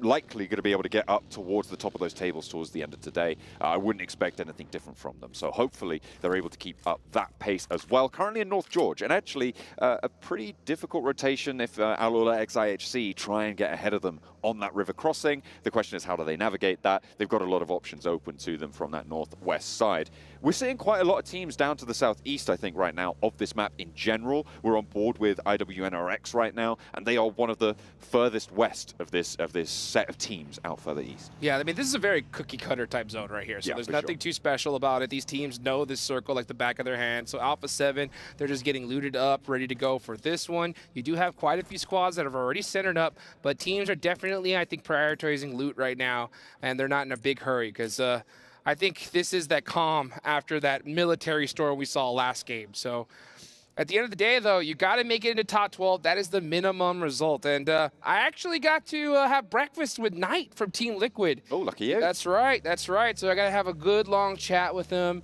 And, I mean, for those of you that don't know, this guy here is one of the most winning coaches in PubG Mobile. For the past, I believe it's like 5 A-tier events that he's been a part of. Yeah. First place, every single one in different regions, you know? So to be a part of a huge org of Team Liquid is incredible. And I got to get a glimpse of just how well these guys train beforehand. You know, before a big event like this, they all meet up, they all stay in a place for about a month, scrim every single day against the top teams, and even fly out to different regions as well to prepare for a tournament like this. And, you know, Team Liquid, they did talk about just going back to the basics today, you know, just trying not to make mistakes, because that's one thing he stressed on. I was asking, you know, like, hey, you know, as a coach, you've coached so many different teams, had success. What do you feel is like the biggest problem a lot of these players have? And he just said it's just tiny mistakes that happen one by one after the other, right? If one player makes a small mistake, you can't point fingers at them. You got to be able to have that reset and continue the game on right now. As we look at CAG Osaka taking some shots on the Boom Esports. They are just trying to slow down those rotations as teams start to make their way more central. If you didn't catch it, by the way, there was a long-form interview on the HQ show with Knight as well. So make sure you check that out. He was covering a bunch of those points, talking over the match they won. They're talking over their Sandhawk chicken dinner, the entirety of that match. So definitely good to get a chat with him over there. And obviously you had a chat with him over, what, a pancake and a coffee? Oh, yeah. Something like that for breakfast? I'm not too sure. I haven't. Good old plate of shakshuka. What was it? What did he eat for breakfast? Did you check? I believe it was just eggs and beef sausage. Okay, that's a breakfast of champions. That's what it is. That's what it is. That's quite an English breakfast. And he was there right early in the morning because he was ready to put in some work today. And hell yeah. The pressure is definitely on his team for sure. But one thing that he definitely told me that he's really proud of his squad is he definitely feels like his team has that clutch factor. That when the going gets tough, they can still perform. And they proved it in PMSL Americas where, you know, Alpha 7, maybe those hands started to shake once again, and then they were able to, you know, finish second place. Team Liquid just surpassing them there. So we'll see what happens. Right now, there is a good solid gap between Alpha 7 and Team Liquid points-wise. But you know what? Anything can happen here. That's true. Anything can and most often does happen here in PubG Mobile. Team Falcons moving on the south coast right now, trying to scout their way in. A couple of inroads potentially going to become available to them right now. Again, still not too much conflict. You can see top run around, grabbing a little bit more loot, not quite satisfied. Still is going to have that level 3 helmet, that level 3 vest as well. So they're pretty decked right now. I mean, I'm not too sure what more he could really be looking for there. Maybe, you know, a med kit. Yep. Seems like he's got plenty of nades, plenty of smokes. Well, these guys are set up. They're ready to go for sure. So looking at the leaderboards, you guys can see that right now as we're about to get into another zone here.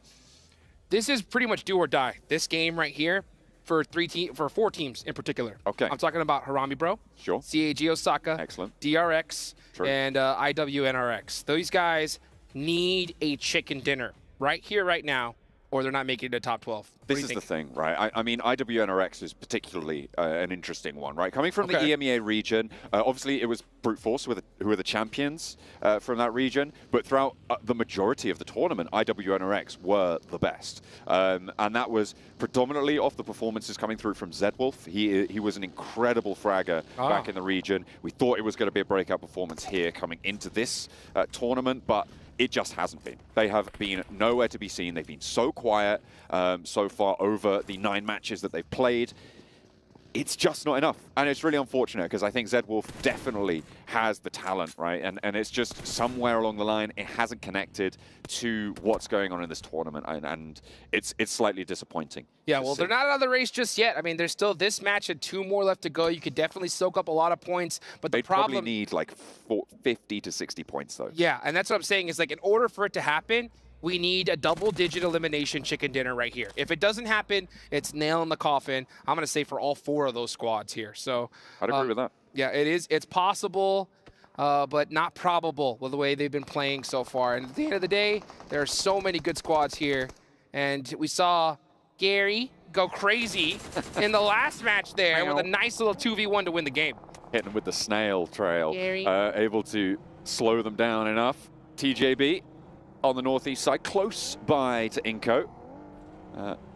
Looks like they are just going to divert, fall back a little bit, get away from the scrap. Yeah, this is the problem right here. When you get down to the last 3 matches, there are so many teams that desperately need points. And when that happens, everybody just starts turtling up, playing ultra passive. And when it comes to that aggression, they can flip that switch on at any moment's notice. So it's going to be more difficult to just get points here, especially like double-digit eliminations. You'd have to play absolutely insane because these are those championship rounds. So we'll see, you know, if we're going to see one of these teams on the bottom of the leaderboards be able to put a big performance up. But right now, it's not looking too good. Even if you're, honestly, even if you're Mad Bulls, Power Esports, I'd try to get it done right here and now because those last 2 matches, you never know what's going to happen. What was it Barney said? Between like 10th and 20th, it's like 10 points or something like that? Or it looks like, yeah, like 11 points between Team Liquid and Mad Bulls right now, which is a huge, huge jump up in placements for what is ostensibly one good game compared to everyone else, right? You just need that profit, that breakout performance. So we'll have to see if that is in the back pocket, if they've got the rockets to strap to their shoes, blast themselves up the table. See how fast they can go.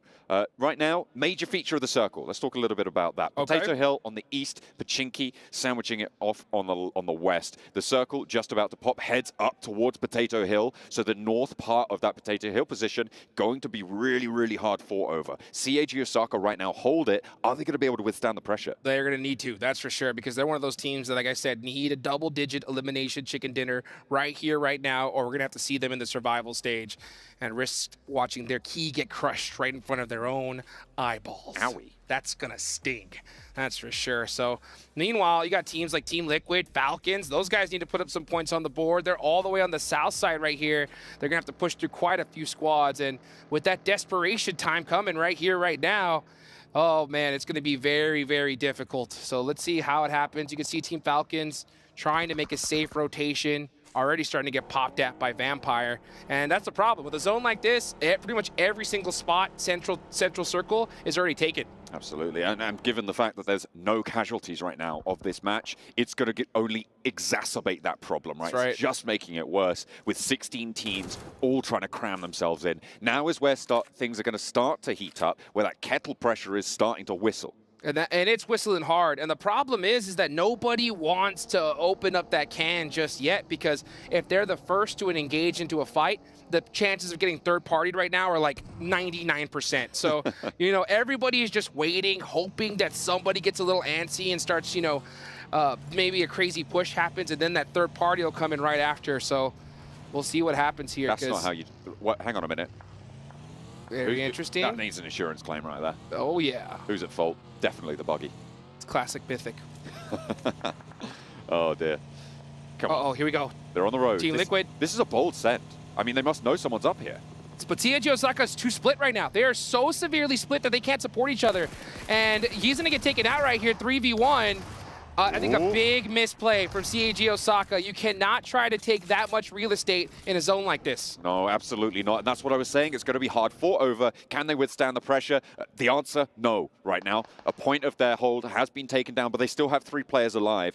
And once they regroup those 3, Team Liquid can kind of act as that 4th player on their south edge, but it's just going to be so much more dangerous for them. Oh, man. Alula ex-IHC now clashing with IWNRX, who have been trying to push in for a little bit. Swain goes down, and we are finally starting to see these casualties coming through. A lot of them going to be happening over towards the west side near Pachinki. Going to see absolute chaos ring out here in the next few seconds. You can see a little IHA on the move.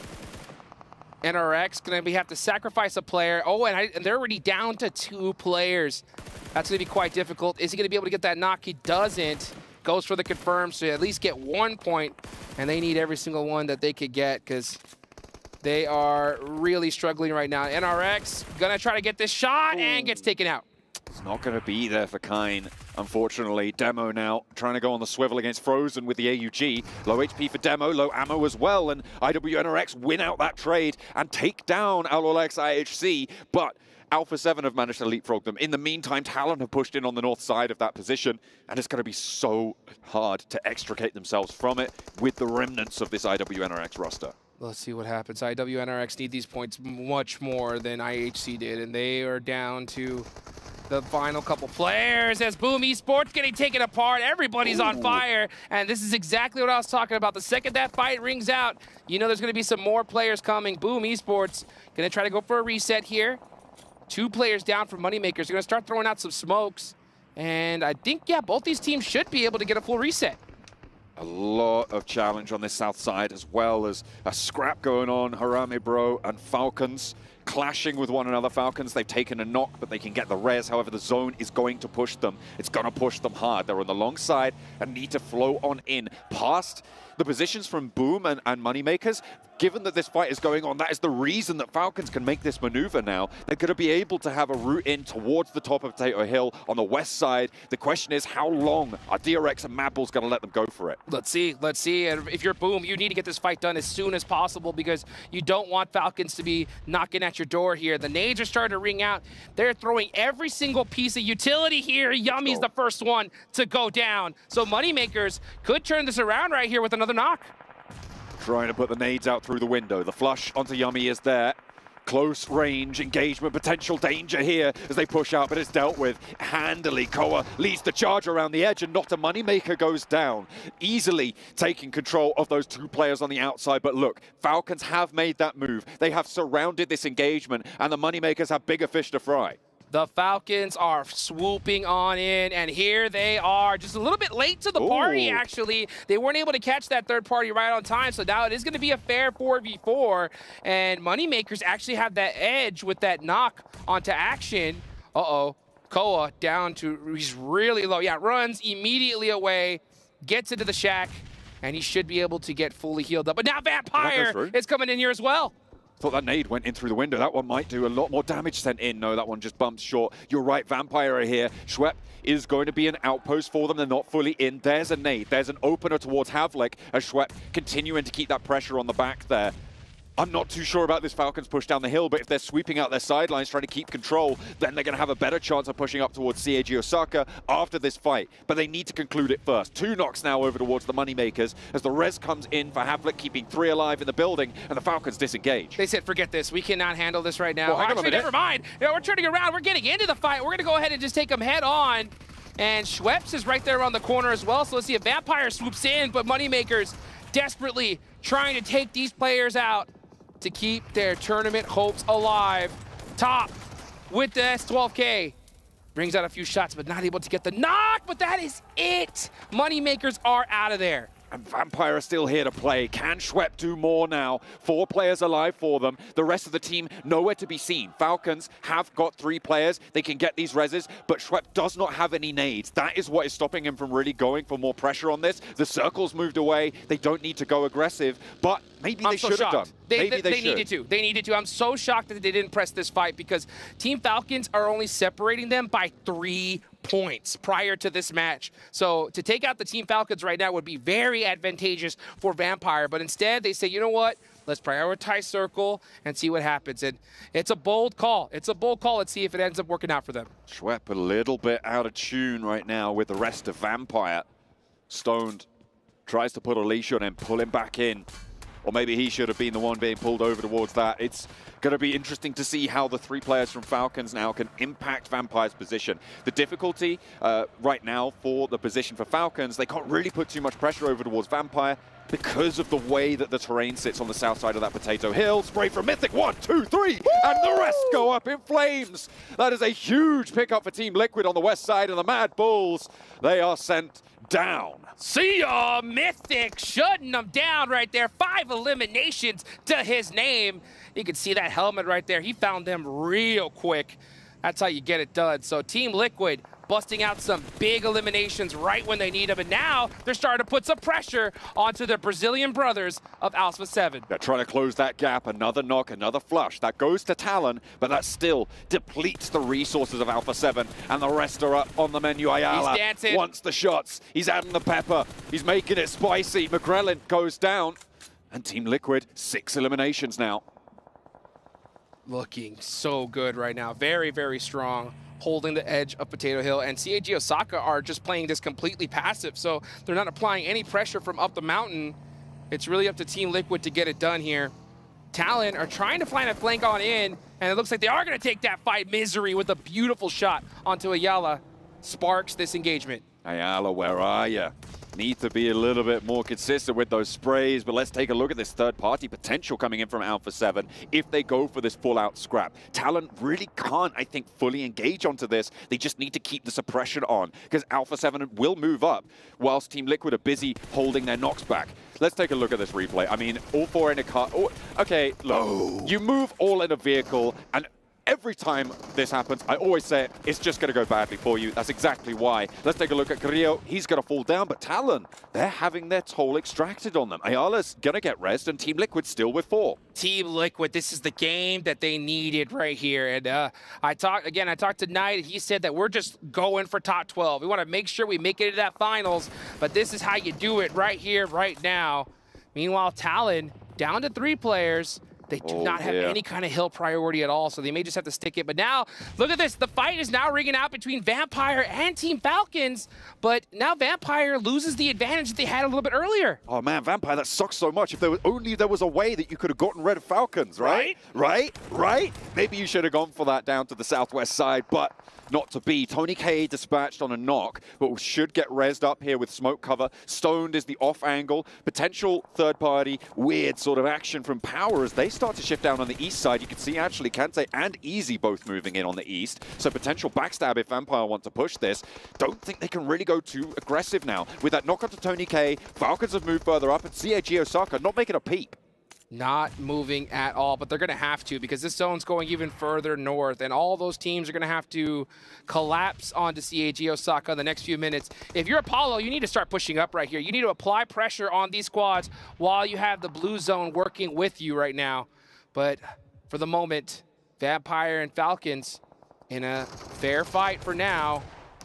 Top, busting out the S12K through the smoke, gets knocked. That's long range. That's the backstop. Stone able to put suppression over the ridgeline. Smoke clears. They get the flush. 2 players now left for Falcons to try and hold on. Nurzed with 2 eliminations, low HP, needs to try and get some healing action taken low, and they haven't got a knock to answer. There's the knock from Tony K. They push forwards, and Nurzed now, the only thing to stop Falcons from going out. Team Liquid have an off angle, and they will get cut down, falling before the feet of the Vampires. Vampire Esports, I cannot believe they were able to have this fight fair. I mean, there were so many teams right next to them, but they just allowed that to happen. CAG Osaka, a team that desperately needs so many elimination points, currently sitting with 0.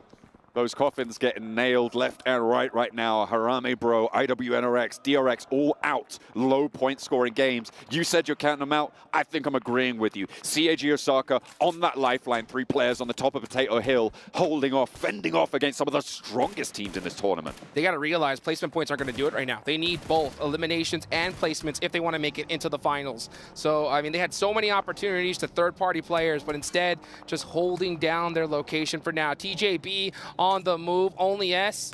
Gonna make some nice shots there. Puts a little bit of pressure onto Gary. Gonna try to blow up that vehicle as well. Oh, but the off angles are starting to ring out.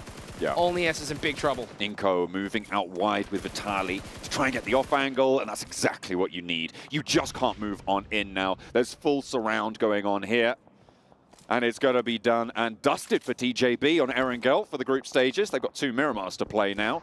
They'll have to focus on that. In the meantime, Team Liquid finally turning their attention to the remaining players on CAG Osaka. They're down to 1, and their tournament might just be dropping down to the survival stages in these next moments. But a nade keeps them alive for just a second more. Oh, but it's only just 1 player up. I mean, we have to see an absolute miracle run from Naoto. Let's see if he's going to be able to do it. But now the Molotov coming on in. He's burning. Is he going to burn down to nothing? Oh, barely survives. Wow. A big nade sent back over. And look, the Vampire with the third party.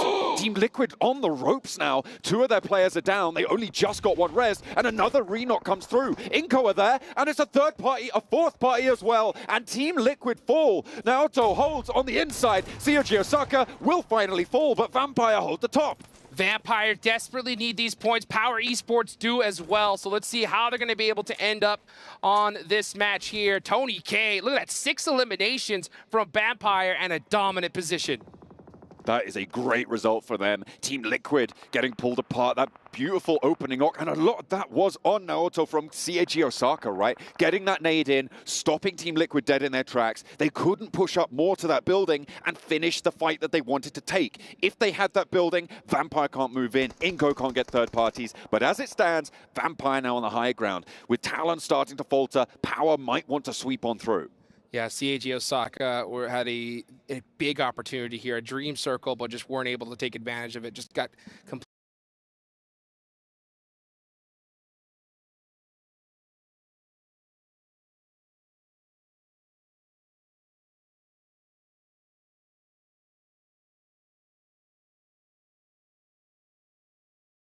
completely outclassed by these other teams. So let's see who makes that cutoff. Absolutely, it is going to be brutal. Right now, Power on the lower end of the tables for these teams playing starting match, 44 points. If they can keep things going, if they can keep it up, it will be good. But they currently don't have any eliminations, Hot Juice. That means that they're going to need to push real hard for this chicken dinner, more so than a lot of these other teams that are still in this fight. Nade over towards Newsy, not going to connect. Oof, they need pretty much every single elimination here. And it's going to be very difficult because they're going to have to do this fight with Vampire. Oh, but they're so spread out. They're completely 4-man splits. They're not in a position to take a team fight at all. They're just going to snake their way in and try and hope for the best here. Inko might be looking for this back-to-back, but if Nunes goes down like that, that nade might find Axel, but it's not even going to tag the damage. A knock on the front point for Inko is going to be worrying. But everybody's got so many angles to worry about. Vampire making their trudge forwards. It's not going to be easy. We'll see if they're able to make marks onto this circle. And they're gonna, I tell you that right now. Vampire, this is what they do best, but they're back against the wall and just being able to shoot at anything that moves. So they're starting to apply that pressure. Schweppes loses helmet right there, so that's gonna be pretty interesting to see how they end up playing it out. They have the high ground. Everything should work out for them, but you can see Inko Gaming has their eyes locked on them for now. Spray from Schwepp and another knock over towards Verdan from Power on the northeast side. Nice and Vampire keeping control on this high ground. Vehicle still available for Inko, putting 2 players in it. That's dangerous, but they got to roll straight over towards Power. They want to sweep through. This is a 2-player push. There's a nade in hand. What are you doing? You're just going to get lit up. There's no answer as well. And Verdan is just going to be able to get res. They moved out, and Inko lose a really weird sort of fight. They try and push forwards in the buggy. 2 players completely exposed to high ground. I'm putting a big question mark on that. They could have just moved so slowly, but instead they just tried to full send it with a vehicle and got punished.